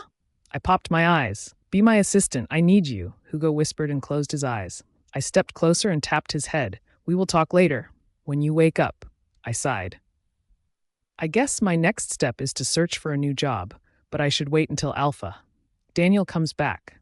Well, this is not good. For a moment I thought that I was dreaming, but why here? Why now? Why Hugo? I didn't have any other choice. Yes, it was one of my duties to walk with him to his room. First, because he is the owner and I'm working for his father. Second, he was drunk. Third, and the most important reason, he helped me and drove me home by his car. After the horrible situation at the resort, so at least as to thank him, that was the last thing I can do for him. But I don't know why I was so scared of Hugo. Being with him leaves me uncomfortable, gives me shivers, but scary shivers, not sensual attraction or affections on me. I admit that Hugo was handsome, tall, had a muscular body, wide blue eyes, and rich, of course, but I was not interested in him. And when he pulled me over him, Antonio's words came up to my mind again when he said that Hugo sleeps around with anyone because he can't stay more than a couple of days without fucking anyone. And Hugo didn't deny that back then. To me, Hugo looked wild, dangerous. Something was hidden in his eyes, making me want to run away and to leave the hotel immediately, even if I would be jobless. After I stormed off Hugo's suite, I went back down to the nightclub. I did my best to concentrate, but no, my mind was fatally shut down and puzzled with too many questions. What if Hugo takes advantage of me? Yes, especially that I'm working for his father now. And why did Hugo ask me to work for him? Yes, this is weird. He knows that all I can do by working in hotels. He knows nothing about me, and I don't know anything about his work either. And what if this was a trap to push me away from Antonio? Yes, I know that I'm not with Antonio now, and I don't know where he is or what he is doing now. But I know that he is the son of my father's best friend, and I can give myself 1% hope that our destiny might make our paths cross again. Hugo is the rival of Antonio. In another meaning, he is his enemy.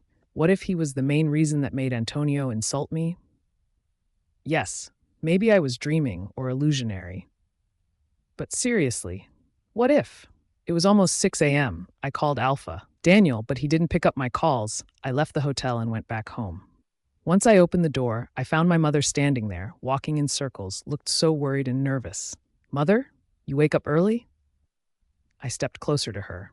My mother shook her head. No, it's just... She paused. Her looks made me worry, and I trembled.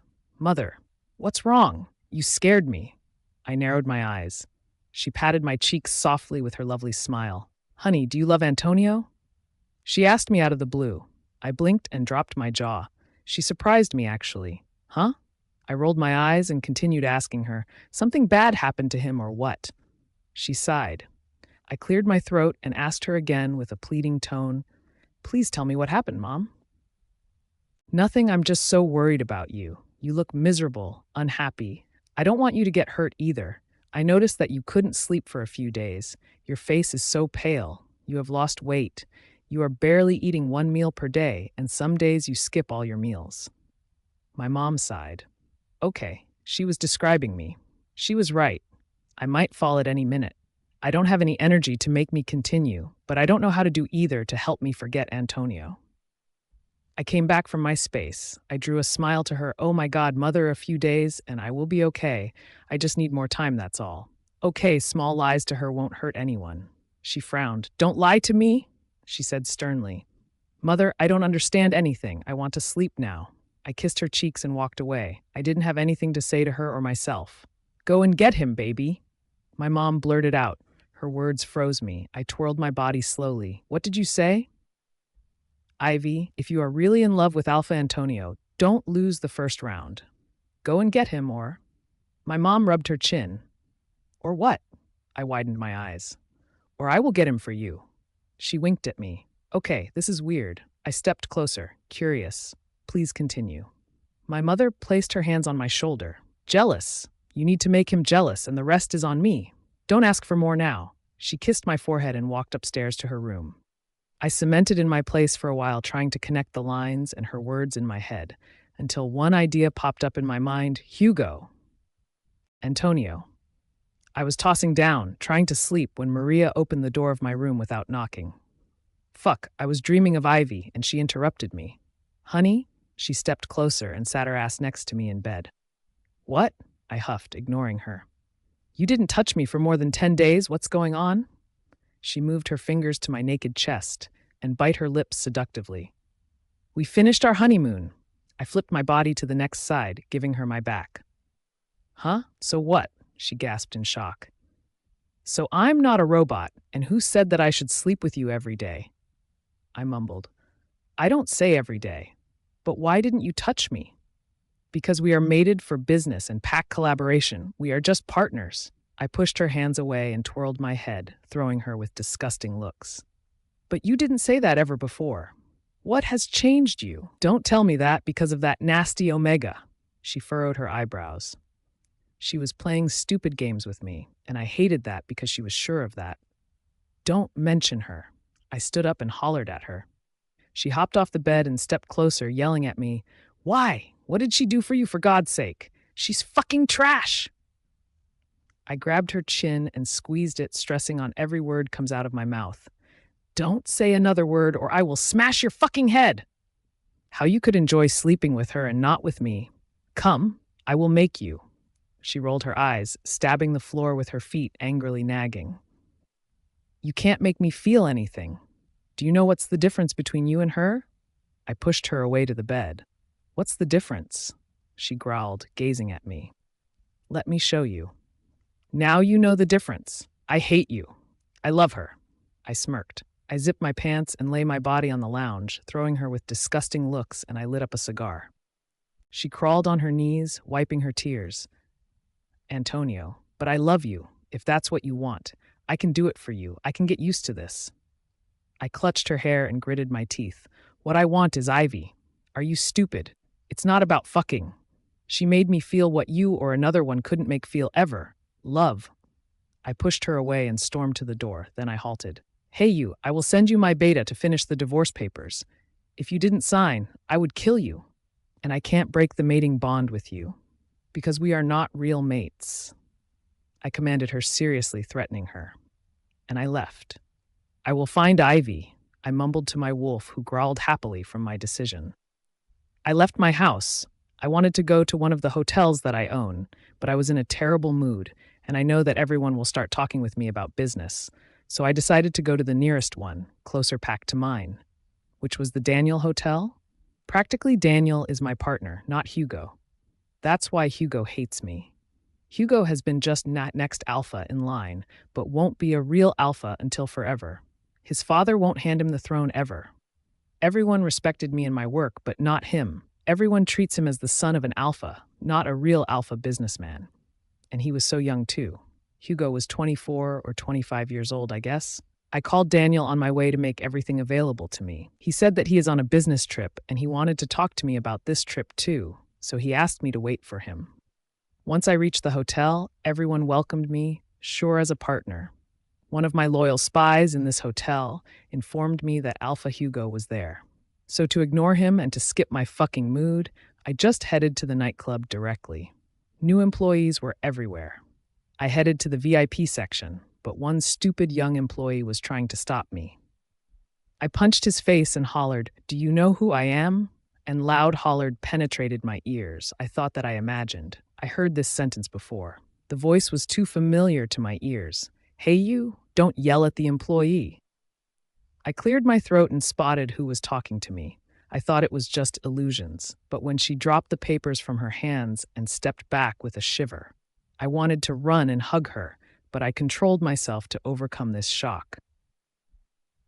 Ivy, is that you? I raised an eyebrow, stepping closer. Ivy trembled and stumbled, but on the other hand pulled her to his chest. I gazed at him. Hugo? Hugo smirked. Yes, it's me. Hello, Antonio. Ivy didn't say anything. She was looking at Antonio and me in a thunderstruck. Ivy, what are you doing here? Are you with Hugo? I widened my eyes. I needed an answer immediately. I needed to hear no, I'm not with Hugo. Ivy drew a fake smile and adjusted her dress. I'm the manager of this nightclub. How can I help you, Alpha? Antonio? She said coldly. Hugo interrupted. She is with me. Hugo threw me with a teasing look that angered me. I huffed and hollered at Hugo. Hey, I'm not talking to you.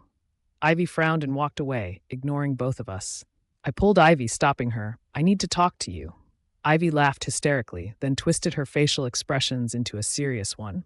No. Ivy released her hand and walked, but I pulled her again. I said, I want to talk with you. I groaned. Ivy crossed her arms over her chest.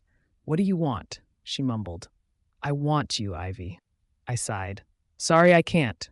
Go back to your Luna. Leave me alone. Ivy stared away from my eyes. I pulled her face softly. Please, just one more night. I drew pleading looks. Ivy blew a deep breath away, then walked close from Hugo and placed her hands over Hugo's neck and gazed at me. Alpha Antonio, I like single men more than married men. Sorry, go find someone else. Hugo looked shocked at Ivy's words, but he pretended that he understood what Ivy said and linked Ivy's arm, and they both walked away. I blurted out, Ivy, I will divorce her.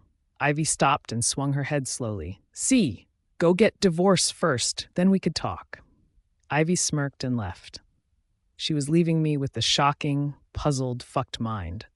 Not just because I found her with Hugo, but because I was convinced that I do love her. The pain, aches inside my chest that started to skip beats, wanted to yell and confess the strong love attraction. But my tangled tongue couldn't do it. I didn't wait for Daniel. I called him to meet me immediately at the company for an urgent reason. And at the same time, I commanded my spies in the hotel to keep their own eyes on Hugo and Ivy and tell me what was going on step by step. Ivy. Yes, meeting Antonio tonight was something I didn't prepare myself to face.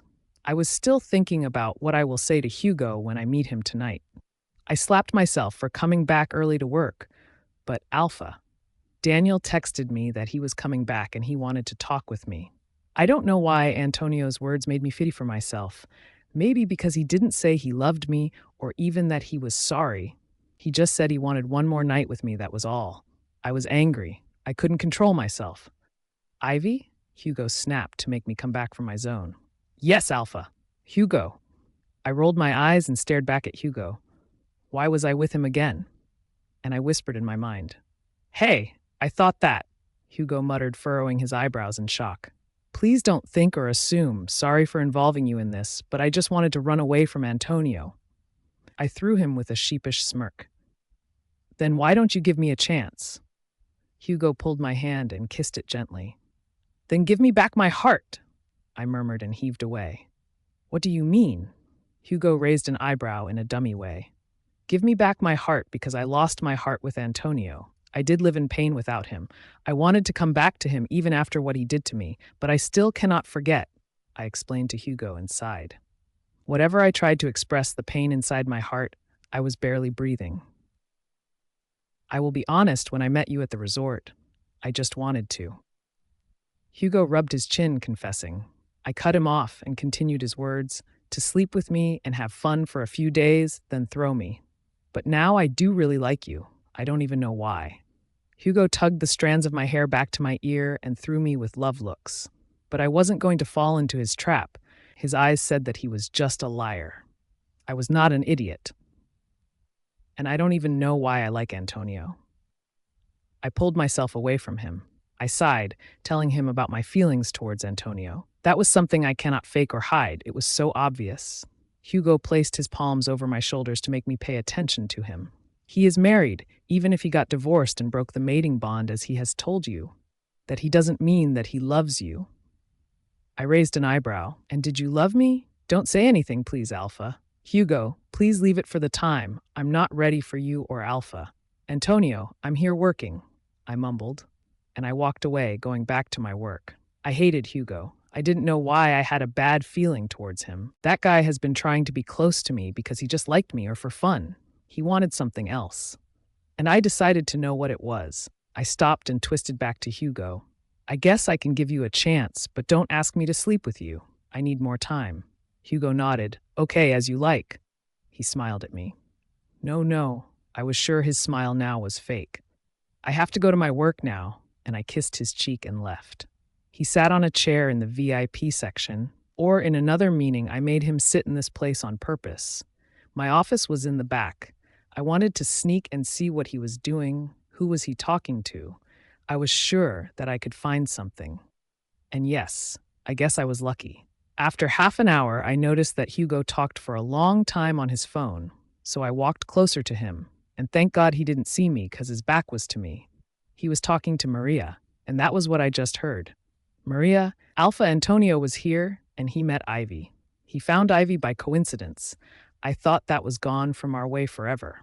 Antonio said that he would get divorced, so now we are going to finish our deal soon, and I will push Ivy away from Antonio. Yes, I was sure I wanted to face him with what I have heard, but I calmed myself down. I wanted my mother to help me. I stormed off the nightclub and drove my car to my house. But what was that deal between Hugo and Maria? Antonio. I drove my car immediately to the company. I called Daniel back, but he said that he would arrive at 11 a.m. I couldn't wait all this time, but I waited until one of my loyal employees in the hotel called me. I picked up the call. Yes? Alpha Antonio. I think that Alpha Hugo and Ivy are not in a relationship, he informed me. What? Why did you say that? I breathed a sigh of relief. Okay, I wanted to hear it, but I don't need some assumptions from him. I needed facts and evidence. Because I heard Miss Ivy says telling Alpha Hugo that she loves you and that she can't be with Hugo, but Alpha Hugo asked her for a chance, he told me. But he paused. But what? I questioned him in curiosity. But the problem is that Miss Ivy agreed to give Alpha Hugo a chance, he said to me. I rubbed my forehead nervously. Okay, keep your eyes on Ivy. I hung up the call. I shut my eyes for a while to relax. I was so stressed and tensioned, lost actually. I was a fool for thinking that experienced dominant alpha, like I am ruling the most durable pack ever, heartless, rude, can't be strong after falling in love. We are all equal when it comes to falling in love. I fell asleep for a couple of hours in my office. Only my guards were there around me. The company was empty, just securities everywhere. I woke up at 8 a.m. on a phone call, and he was my beta. I straightened my back and sat adequately, rubbing my eyes to try to answer him. Yes, what happened? I asked my beta, who was also my lawyer. It was still so early after all. Alpha Antonio, we have a problem. We have to make a meeting now. Your Luna misses. Maria refused to sign the divorce papers. My beta informed me. I huffed. That bitch! Okay, I'm at my office. Meet me there. Tell Maria and her lawyer to come here too after an hour. Let's end this. I groaned, instructing my lawyer. This pissed me. I have to give her a lesson. I hung up and waited for them. All I was doing was waiting for Ivy, for divorce, for Daniel. Already all the employees in the company started to arrive. My secretary knocked on the door. Alpha Antonio, your lawyer, and Alpha Maria and her lawyer are here. I nodded, and I stood up, walking to the round table for the meetings in the middle of my office. Okay, let them come in now. I commanded my secretary. She walked outside, and a minute later they all stepped inside. That bitch was gazing at me with raised an eyebrow, huffing, but a teasing smirk on her fucking lips made me boil. But I calmed myself. I wanted to give her divorce, not to kill her and lose my reputation as alpha. At least I won't kill her by my own hands. Her lawyer pulled the chair for her. They were all seated. Her lawyer started to talk in a certain way. Alpha Antonio, Mrs. Maria has some conditions to sign the divorce papers. I smirked. Spit it out, Maria. She raised an eyebrow. Give me half of everything you own. Half your authority in your pack, too. Half your money and business. I laughed hysterically. Are you kidding? Why? Her lawyer was going to reply to me, but I shushed him. I gestured to Maria to continue, for humiliating me and throwing me after 2 weeks for mating to you, for cheating on me with a useless Omega bitch. This is the least compensation for what you have done to me. She frowned and crossed her arms, annoyed. I slammed the table with my both hands, and I stood up. I pushed the play button on the projector to play a small video, actually 5 videos. See, bitch! You cheated on me every single day of our honeymoon, even with Hugo, with your fucking beta, this chappy older man, the bartender at the resort, your driver. Fuck, you have to thank God that I didn't kill you. Now I want compensation, not the half. 3/4 of all what you have, I will give you 48 hours. If you didn't give me what I have asked for, then I will throw you in the dungeon for a very long time, and I'll show the whole werewolf and human world the real you. They will love those videos. I threatened her sternly. She crossed her hands together, heading down, trembling. Her face was blood red. Her beta was rolling his eyes nervously, playing with his large eyeglasses. My beta stood up and snapped his fingers to both of them, smirking. Okay, now Maria, follow me. As Alpha Antonio said, you have only 48 hours. They stared at my beta and followed him. She thought that I didn't know her past, but what I know nothing about, why she asked me to be mated to her, especially since she was still sleeping with her ex-mate Hugo. Something nasty was going on between both of them. Ivy. I stormed into my house. I wanted to talk to my mother, to tell her everything in detail, starting from meeting Antonio to what I have heard Hugo saying on the phone to his ex Luna. Okay, it was so early. My mother wasn't in the living room or the kitchen. That meant I had to knock on the door of my parents' room and talk in front of my father. And this scared me, but I had no choice. I didn't even know why I'm going to tell her. But maybe she could give me instruction for anything. I knocked on the door gently, but they didn't reply. I opened the door and coughed. Ahem, mother. I whispered, nudging her shoulder gently, but yay, for God's sake, my father opened his eyes suddenly and gazed at me. What are you doing here, Ivy? I stepped back and drew a slight smile, trembling. I need to talk to my mother. My father stood up and pushed me out of the room. Go sleep now. Prepare yourself. Antonio father is coming at dinner. My father threw the bomb into my face and slammed the door in my face. I plastered in my place for a while, dropping my jaw in dumbfounded. What? I mumbled. I rushed to my room, walking in circles like crazy. I didn't know what to do. Until Alpha. Daniel called me. I picked up the call. Yes, Alpha. Daniel? Ivy, meet me at this address at 11 a.m. I will send you the location. Alpha. Daniel informed me and hung up the call. What? What company? Why? I took a quick shower and wore a shirt and jeans. I wasn't in my working time. I didn't know what to wear either. And I had a bad feeling also. I drove my car. Okay, I reached the place earlier. It was 10:30. I went to the receptionist and informed her that I was there to meet Alpha, Daniel. But I guess she thought I was there with him, so she just instructed me where I should go. Miss, yes, Alpha. Daniel will meet the CEO at his office. Take this elevator to level 17. You will find a secretary, and she will show you the office. She informed me. I nodded and headed to the elevator, then to the CEO level. Why didn't she tell me that all level 17 is just for the CEO and his secretaries? Why didn't she tell me the name of the CEO? I guess she was kind of busy. They should kick her out of her job seriously. Once I stepped inside, already a secretary came up to me. Please, miss, follow me. I stared in shock. Okay, this is illegal? They are typically dumbasses. They walk with anyone to the CEO office quickly. She opened the door and guess what? Antonio? I widened my eyes, losing the ability to say something more. Antonio waved to the secretary to get out of the room, and he jumped towards me and shut the door. Ivy? Why are you here? Are you looking for me? You know I will finish the divorce in less than 2 days. He was telling me fast with joyful eyes, but I cut him off in a cruel, rude way. I don't care, Alpha Antonio. I'm here for Alpha Daniel. I walked away from him, giving him my back.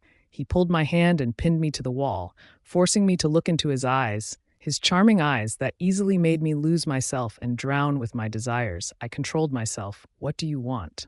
Antonio leaned down, staring at my lips, his warm breath fanning my face. You. Oops! He didn't have much time to kiss me once his lips brushed mine, and the door opened suddenly. What the hell are you doing, Alpha? Daniel shouted. Antonio. I couldn't have the ability to think correctly when I saw Ivy in front of me. I was speechless. I just wanted to express to her my feelings, to tell her that I will be divorced in a couple of days. All I wanted to do was hug her, touch her face, her hand, kiss her lips. But Daniel interrupted us. I groaned, but Ivy stammered and shivered, pushing me away from her. She headed down in embarrassment, but I pulled Ivy to my chest. Daniel, let me introduce to you Ivy, the one I love. Wow, I said that out loud. I didn't care about my reputation. I was so fucking in love with Ivy. I wondered how she did that. Pulled me from my dirty sexual relationships to be a first decent alpha with heartbeats and feelings one more time. Daniel furrowed his eyebrows and stared at Ivy. Is that true, Ivy? I glanced at Ivy, who stammered, looking away from me and from Daniel. Aye, sir. No, I have a relationship with Alpha Hugo. I stepped back, gazing at Ivy, who stabbed me with her words. I stuttered. Ivy, what do you mean? I needed an explanation. What the hell Hugo did to Ivy in the past 2 weeks? Did he sleep with her? Touched my sweetheart? No one is allowed to do that to my Ivy. Daniel blurted out, Okay then, Ivy, I was going to talk with you about that. Hugo is my son. I will be so happy if you got engaged to him. I want you to marry him, but he is not a good man. Even Antonio is not a good man. Ivy, you may not know that, but I and Juan Esteban are best friends. I know everything. Actually, me and Juan are invited to your parents' house for dinner. Daniel informed Ivy. I was shocked by everything he said, but I was so happy because that meant that my father would support my decision and help me to take what's mine, Ivy. Ivy rolled her eyes nervously. She ran her fingers through her long hair. Daniel, can I go now? I'm so distracted and puzzled. Seriously, I can't say anything. Daniel nodded his head. Okay, meet you later, Ivy. I pulled Ivy to stop her, but Dan's hand stopped me, shaking his head. Stay away from her, or I will tell your father. But in less than a second, Ivy was gone. I gazed at Dan, who was throwing me with blaming and disappointed looks. What? I huffed, shouting. Antonio, what do you want from Ivy? Dan asked me sternly and lit up his cigar as if he was a detective taking my report. I raised eyebrows. I want her. I do love her. She's is my mate. I groaned, stressing at every word. Few seconds later, someone opened the door of my office without knocking or apologizing and attacked it. Hugo, what are you doing here? I raised an eyebrow. Well, that day was full of surprises, I guess, or maybe my father and Dan are playing around with us remotely. Father, I want to throw a heavy weight from my chest, seriously. I want to confess something to Antonio, Hugo said to his father and me. I gestured to Hugo to sit down, but he refused. He asked to continue his words, so I let him. Antonio, to get a divorce from Maria, I made a deal with her. She's bitchy, and you should know that I asked her several times a year ago to give me a divorce, but she put some conditions. First, to help her marry you. Second, to sleep with her anytime she wants to. Now she asked me to push Ivy away from you. I tried, at the beginning, especially when she said that she would take half of your money and give me a percentage. But Hugo was informing me, but he paused. Hugo cleared his throat and continued, but I think I'm falling for Ivy. I yelled, what? Yes, everything I skipped, but not when it comes to my Ivy. I pulled Hugo from his neck, choking him angrily. Hugo didn't push me or punch me. He sighed, I'm just asking you to play the love game fairly. I need a chance with Ivy. Hugo told me. What? How could he ask me for that? Dan stood up and pushed both of us. Stop now, Dan hollered, commanding us.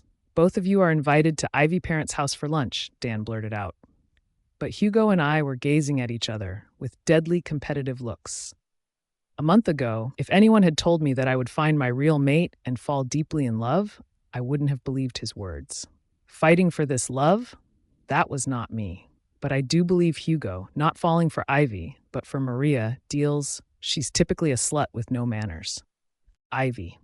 I went to my house, locked myself in my room waiting. I thought that I was controlling everything, but I realized that I don't have any charge over my life. Even my parents now controlled every step. I hope that it will go fine after all. A few hours later, and my father knocked on my door.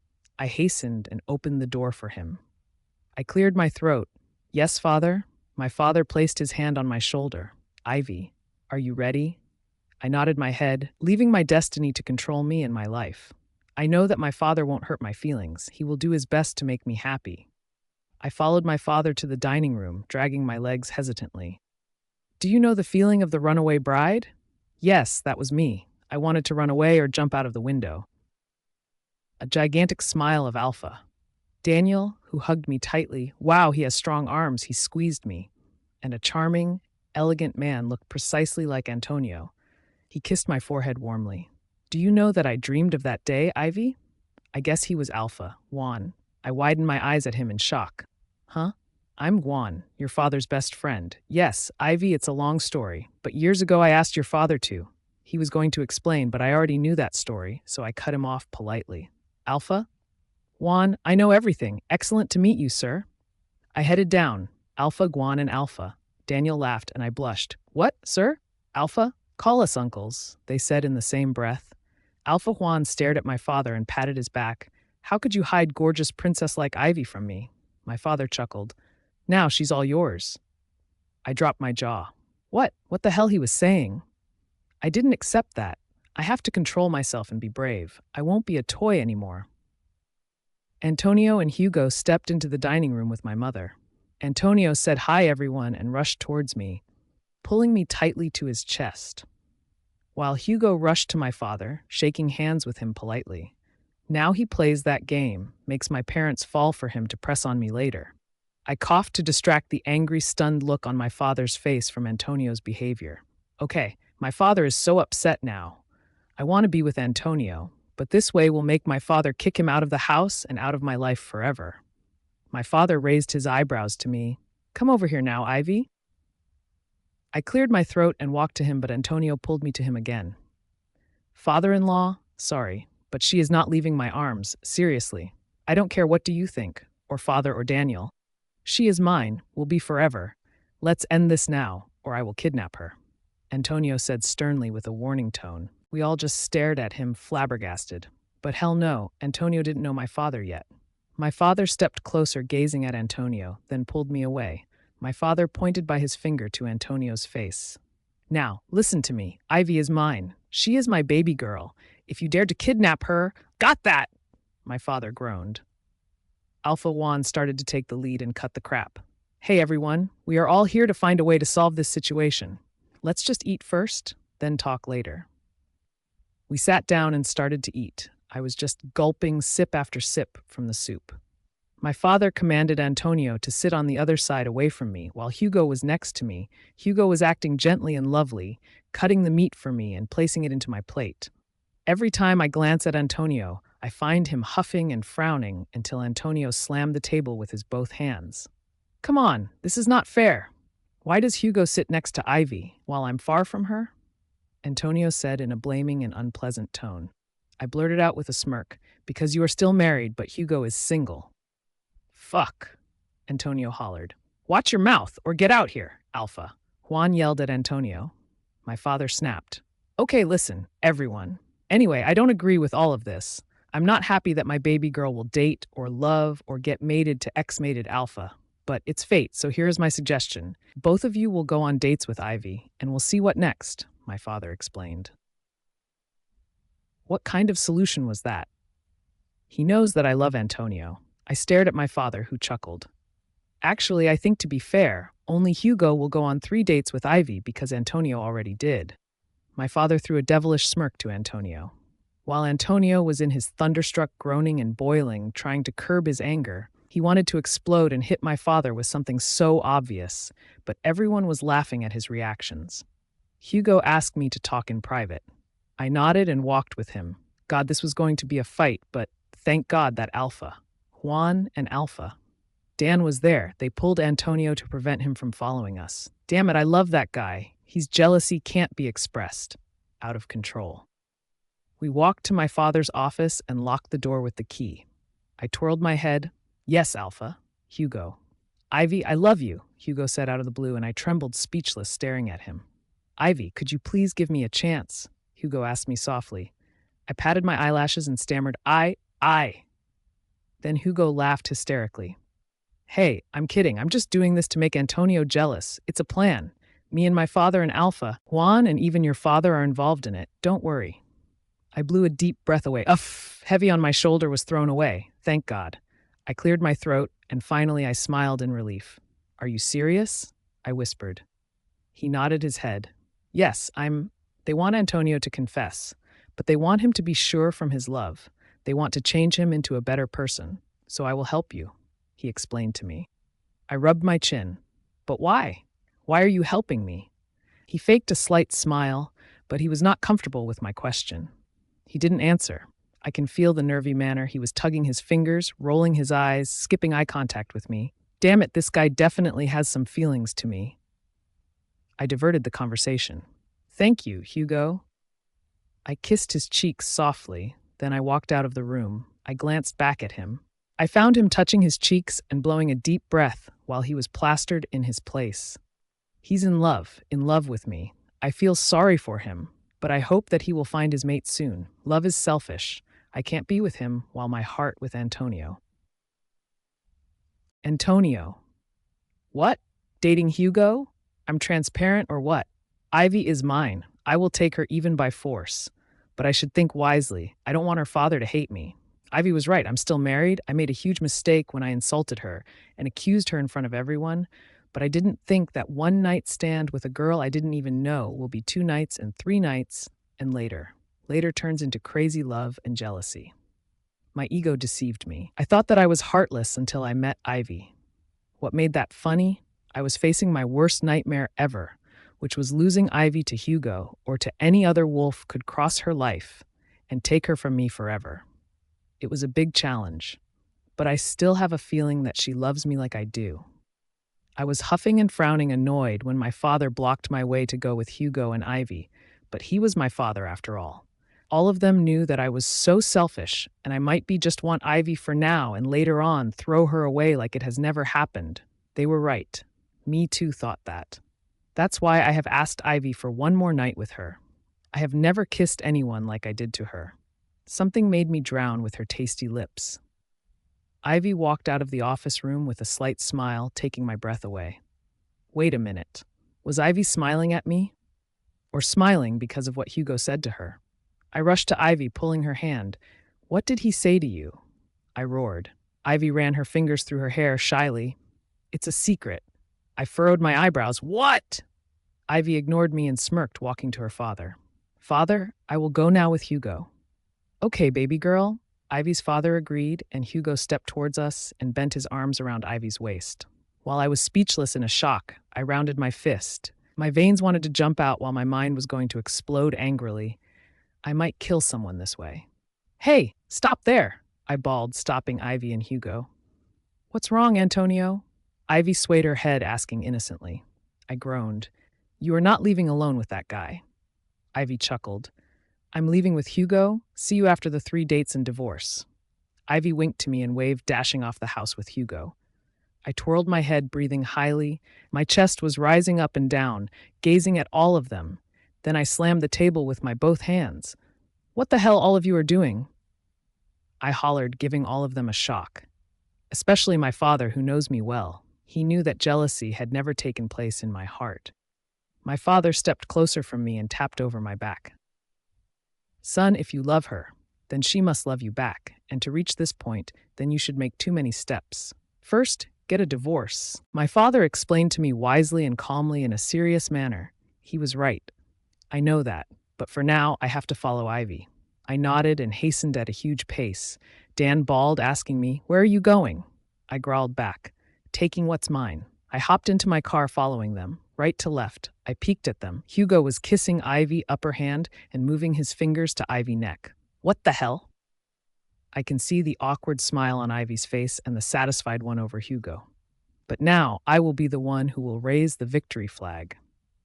Hugo parked the car in front of a small ice cream shop. What is he aiming to do now?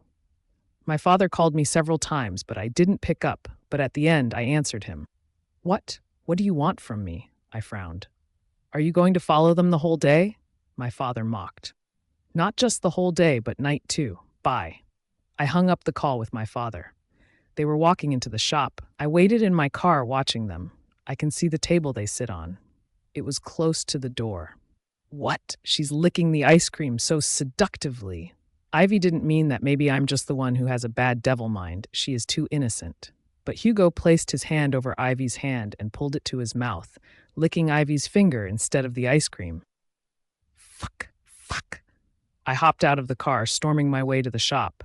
But no, I didn't catch them. They were getting into the car. I headed down to hide. Part of me wanted to make sure if Ivy seriously has feelings for me or not. I wanted to watch her behavior with others. I trust no one. Maybe that's why I have never fallen for anyone. Wait! Where are they going? Shit! That was a brand store, for God's sake. Shopping? Will he choose for her and watch her try those clothes? He will see her naked. Damn it! How I didn't notice that Hugo had an evil mind than me, and sure a pure girl like Ivy can't discover the seducing trap. I waited for them to get inside. Then I followed them slowly, keeping my eyes on their feet. I stuck to them like their shadow.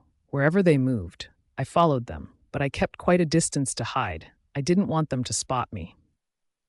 Until Hugo dragged Ivy to one of the stores. Thank God it was a huge one, so I could sneak and peek at them. Ivy asked Hugo with a sweet voice, wondering, Hugo, Why are we here? Hugo leaned down to Ivy's ear and whispered, or he was trying to whisper, but his voice was loud enough to be heard from my place. We are here to buy some couple suit and dress to look like couples. What if you choose me later to be the lucky mate in your life? I want to be ready for that amazing moment, Hugo said to Ivy, who was blinking and trembling, staring away from Hugo. But Hugo pulled Ivy's chin softly to look into his eyes. I do love you, Ivy. Ivy blushed and tugged a strand of her hair back to her ear and walked away from Hugo, changing the subject. Hey, look, Hugo, how about those? Hugo smiled and nodded. Perfect choice. Let's try them together. Together? In the same dressing room? I should kill Hugo now. Especially when Hugo said to Ivy that he loves her. I believed him. I know Hugo. He's typically like me. He can't say those words even if he was playing around. That's why I should make a move now. I decided to storm towards them, but when I stepped closer, my cell phone rang many times. They have seen me, even raised an eyebrow at me. What are you doing here, Antonio? I dropped my jaw and stuttered with my foolish smile. I'm here for shopping for sure. Okay, I lied, but it was such an embarrassing situation. I didn't want to show how jealous I was, especially with the teasing smirk over Hugo's face. Ivy twirled head to Hugo and ignored me. Hugo, let's go watch a movie, but I'm warning you, when it comes to horror movies, this means I will be partially sitting on your lap. You don't know what I can do when I'm scared. Ivy said to Hugo, who winked at me and tightened his grip on Ivy's hand, and they strode outside the store, passing me with total ignorance. What? Fuck! A movie? Sitting on his lap? Do I have to wait for them until they sleep together or what? I run like an idiot, pushing everyone standing on my way, stumbling and falling on the floor and getting up again, following them like crazy. But this time I didn't find my car. I parked it in the middle of the street, and I didn't notice that. I clutched my hair nervously, watching them going away. What? Do I have to go and find my car or ask a police officer where they took it? Sure not. I stopped in the middle of the street like action movies. I forced a cab to stop and hopped inside. Hey, you, keep your eyes on that car. I commanded the driver, who was a very old man, slow motion at everything. He twirled his head to me. Do you mean stalking the car?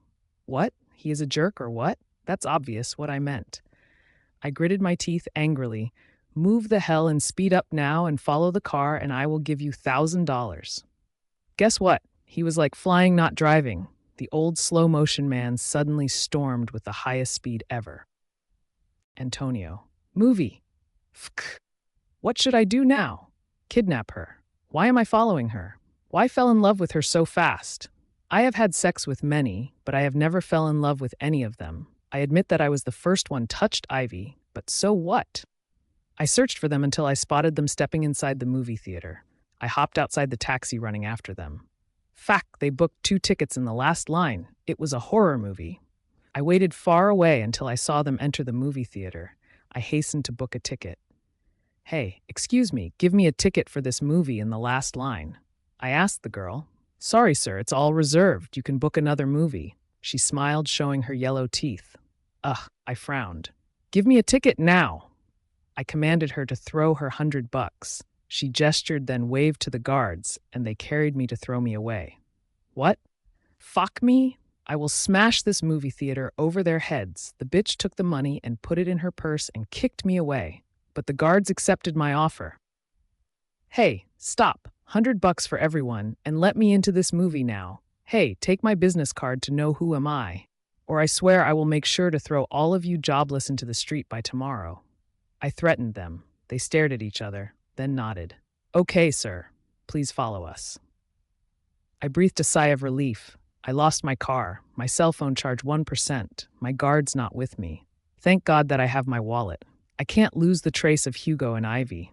What if he took her to his house or drugged her to sleep with him? Fuck Norway. Too many bad ideas. I was losing my mind. I hate love. It's so horrible.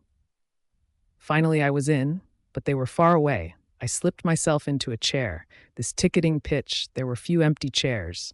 I peeked at them. Hugo was putting some popcorn into Ivy mouth. Few minutes and everyone was screaming.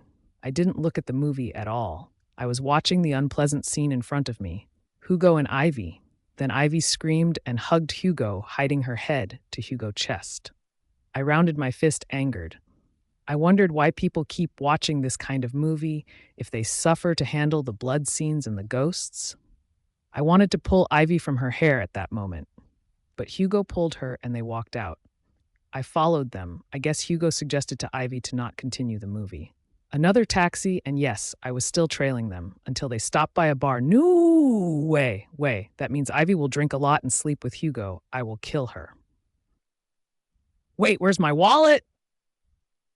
Hugo. Everywhere we went, Antonio followed us. I wanted to sacrifice my happiness because I wasn't sure if I like Ivy or not. But now, after going to many places with her, I was sure that I don't like her because I was fucking deadly in love with her, and I will do my best to take her. Ivy was like an angel. She can't be a she-wolf. So sweet, gentle, and kind. So innocent. Her smile makes me forget my name. Every time I look deeply into her eyes, some shivers hit my body, makes me warm up. Every time I touch her hand or hug her, I feel like I finally found my warm home. This time, I decided to do my best to make Antonio lose us. Sorry, Father. Sorry, Juan. But now I'm out of the plan. I will make Ivy mine, I whispered in my mind. When I found that Ivy was badly scared, she wasn't pretending this. My heart skipped a few beats. I leaned down to kiss her. But I realized that Antonio was hiding himself, keeping his eyes on us. Ivy pinky lips makes everyone want to taste those lips, everyone. Ivy was shivering, grabbing my jacket and pressing her face to my chest. As much as I was happy, this gave me chess inside my heart. This pressed on my self-finish button to give me signals that I should tighten my grip to the one I love, not giving her to someone else. Love is selfish. I suggested going to a bar. Ivy nodded. I pulled her hand and we left, going to the next station. But this wasn't a station in the plan. Yes, this was for my new plan. I wanted to make her drunk. I wanted to sleep with her. I wanted to kiss her to make her forget about Antonio. Maybe because Antonio was her first man, that's why she thinks that she was in love with Antonio. We finally arrived at the bar. Antonio wasn't following us, thank God. We walked inside. I pulled a chair to Ivy. What do you want to drink, honey? I kissed Ivy's hands. Ivy blinked and trembled shyly. I think Antonio is not following us. Why are you kissing my hand now? And why are you calling me honey? I sighed. Maybe he is sneaking anywhere. I have to act every second.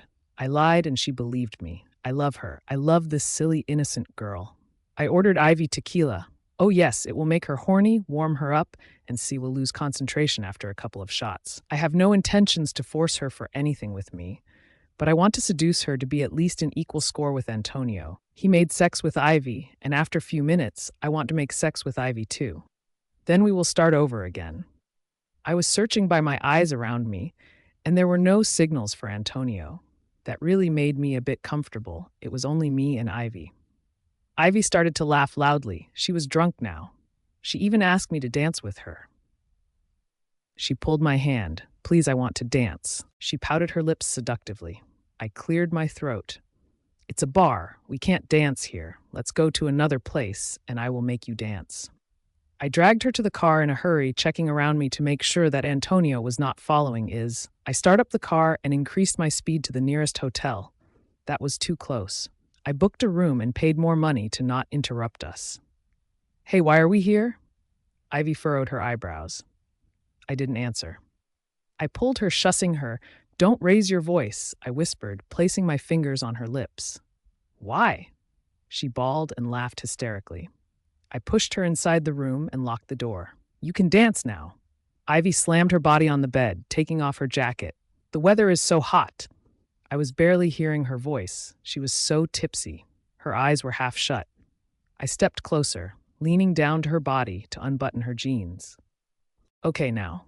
I lost them. I have no money. I have nothing, like I'm homeless. But I will use my instinct to follow them. I stopped a taxi and hopped inside. I know that I have no money, but I can handle this.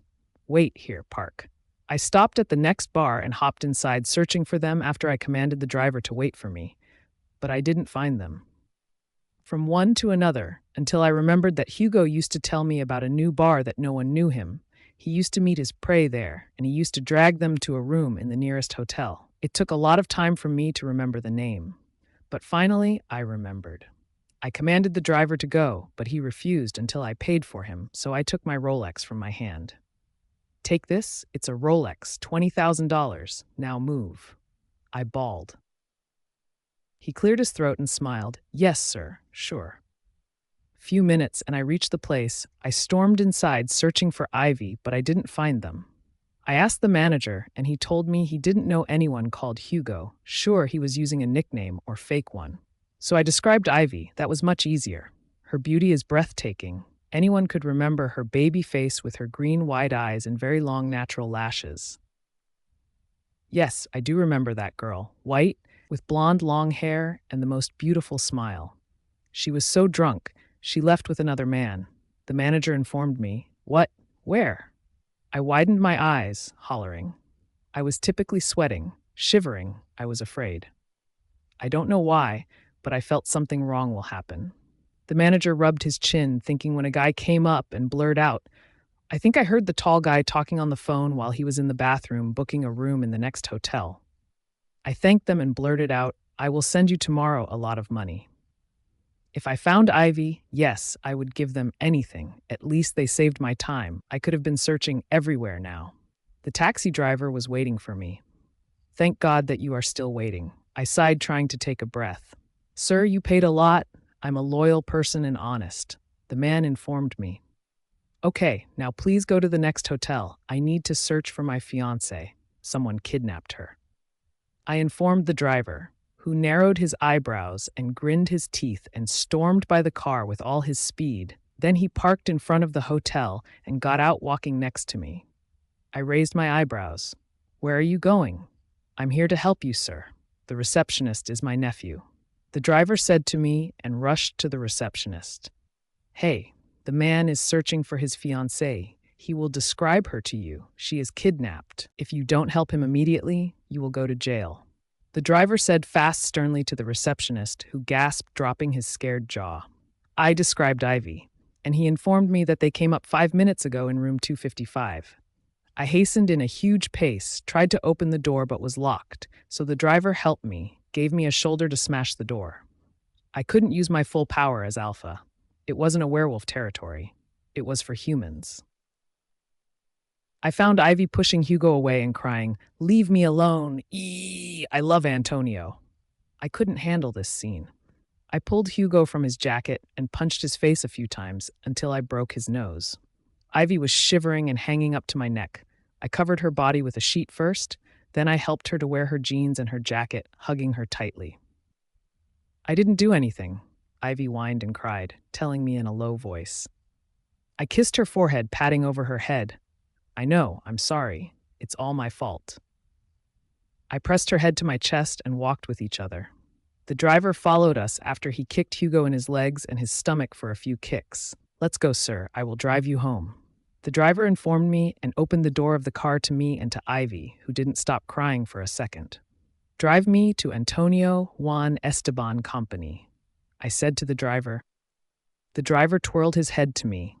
It was late at night. He now understood who was me. He cleared his throat and handed me the Rolex. I pushed his hand away. It's okay. It's just a little thing to thank you for helping me. Now drive me to my company. Where are we going? Ivy asked me, shivering. I pulled her chin gently, hugging her more tightly. Are you afraid of me? Ivy shook her head. No, I am not. I blew a deep breath of relief. I will correct everything. I'm sorry that I was so stupid. I didn't know that I could fall in love with someone. I couldn't know that I can be crazy about someone. I promise you that I will never leave you ever again. Just give me a chance. One last chance. I will prove to you that I deserve your love. I asked her, pleading, hiding the tears in my eyes. I have never felt this way about any she-wolf or even a human being. I have never dropped a single tear in my life. I have never got scared of anything. But I was afraid and worried that Hugo might do anything bad to Ivy. Thank God that I saved her. I will make sure that Hugo will take his punishment, but for now, I have to do the right thing. Finally, we arrived at my company. I got out of the car and walked inside. I snapped to the security to call my assistants to come immediately. We reached my office, and I poured some fresh juice to Ivy to calm her. I helped her to lay down on the couch, and I butted on my chair, making my urgent calls. I lost my cell phone and my wallet, my car, even my precious Rolex to save my love Ivy, and I can make more for her sake. That's why I was sure that I was deeply in love with her. I will do my best to make her happy, even if I woke up the whole country in the middle of the night or gathered all the alphas, even if I paid my whole wealth to lit up the whole streets. First call.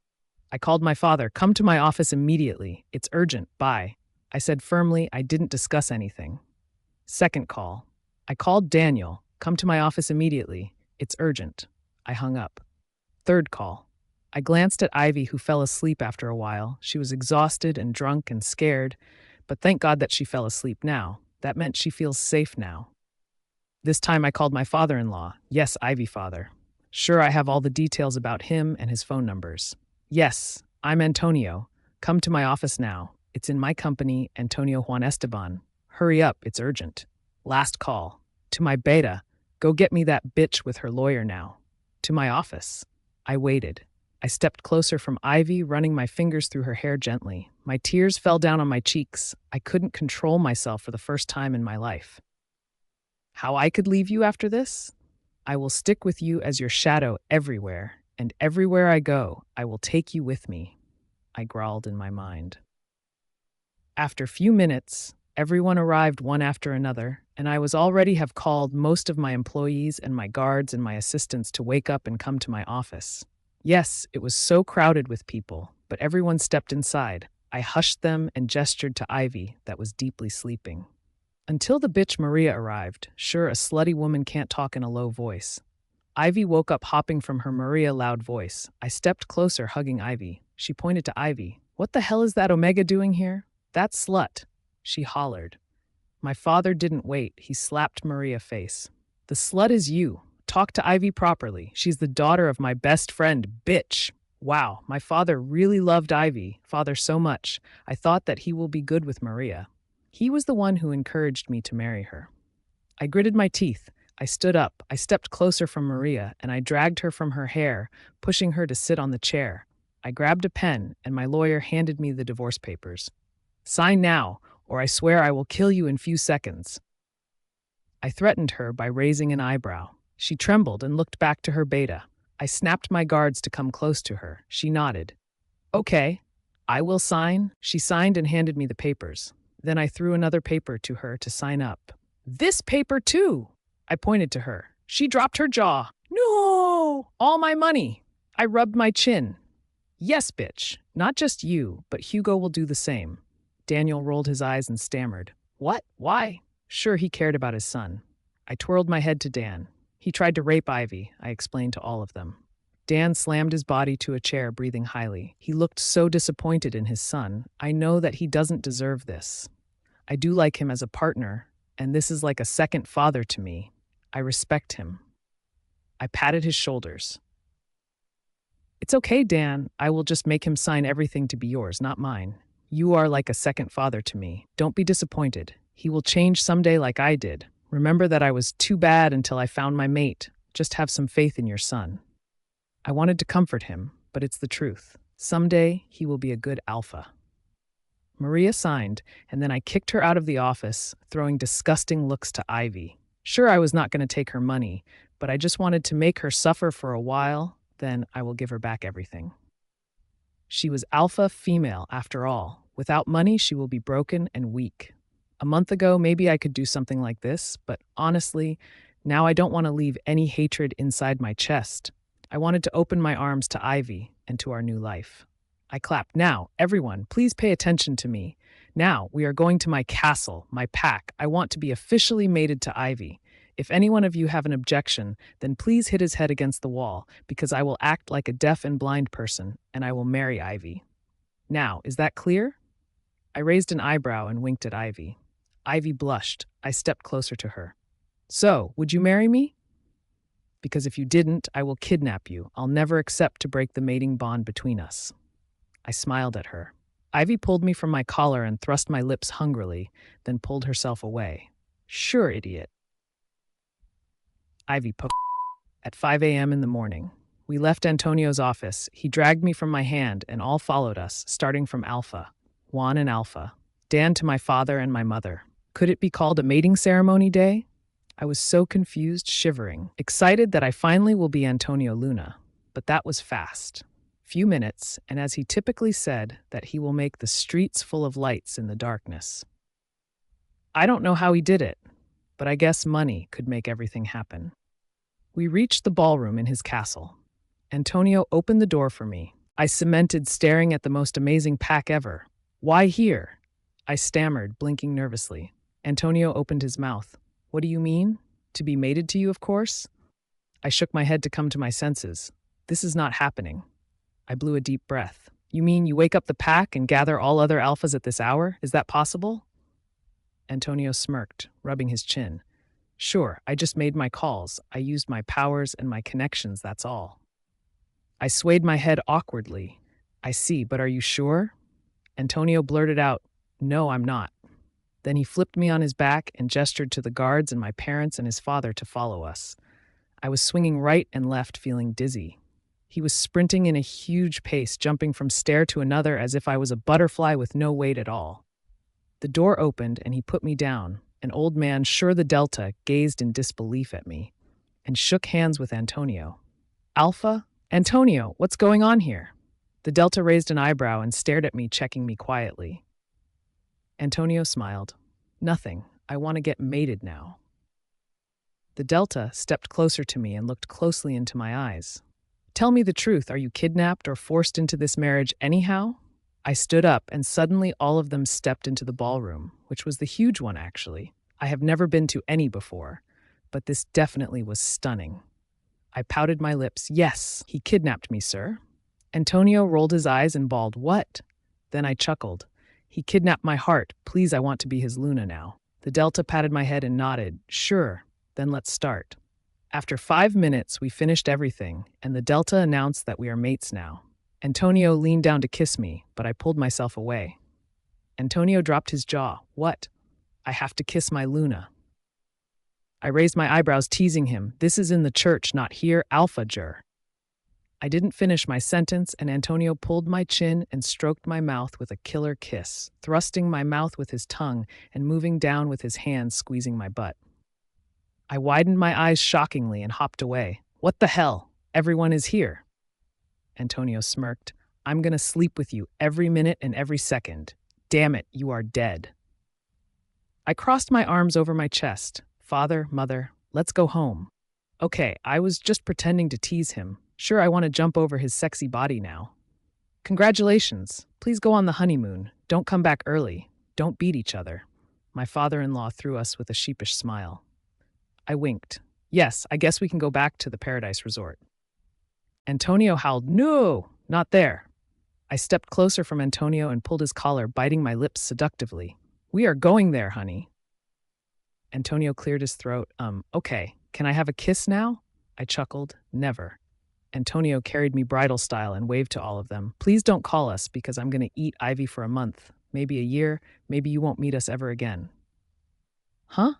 What? I dropped my jaw. Damn it, I'm fucking badly in love with you, Ivy. Antonio said loudly. Antonio Pov. In the car on our way to the resort for our honeymoon. Stop doing this. Ivy hollered, pushing me away. What? I rolled my eyes. You know, kissing me and other things in the car. Focus on driving. Ivy mumbled, huffing annoyingly. I didn't take the flight because I wanted to make this with you. I frowned angrily. You are fucking crazy. Ivy pushed me again when I leaned down closer to her neck to mark her again. Yes, but Hugo drove you from the resort to your house. I'm fucking jealous. I slammed the wheel with my both hands groaning. Fuck, are you just doing this because Hugo drove me home? Ivy bawled in disbelief. Yes, I did it because I didn't want to leave any memory for Hugo with Ivy for sure. I whispered in my mind. Not only for this, but all the way to the resort. I licked my lips, pulling Ivy from her waist to my lap. Then, I won't. Ivy flipped her body to the back seat while I was driving. Seriously, I was so erected and moored. When she refused me, that made me arouse more, so horny and more sensual. Then I will make it. I halted the car with a loud screech in the middle of the street, twisting my body to jump to the back seat to Ivy. What the hell are you insane? Ivy screamed loudly, pushing me with her legs. This was funny, but no way I will do it now. I will make it to you in the middle of the highway now. I'm so fucking in love with you. I missed your dirty touch, your body scent. I want you, Ivy. I threw Ivy with desire, and her lips were licking my lips. Ivy blinked and pointed to me by her hands to stop. Okay, sorry. I think I made a mistake when I married you. What? I cleared my throat in a shock. Hell no, I do love you more, idiot. Ivy blurted out and winked at me, crawling to jump to my seat. What are you doing? I blinked in curiosity. The end.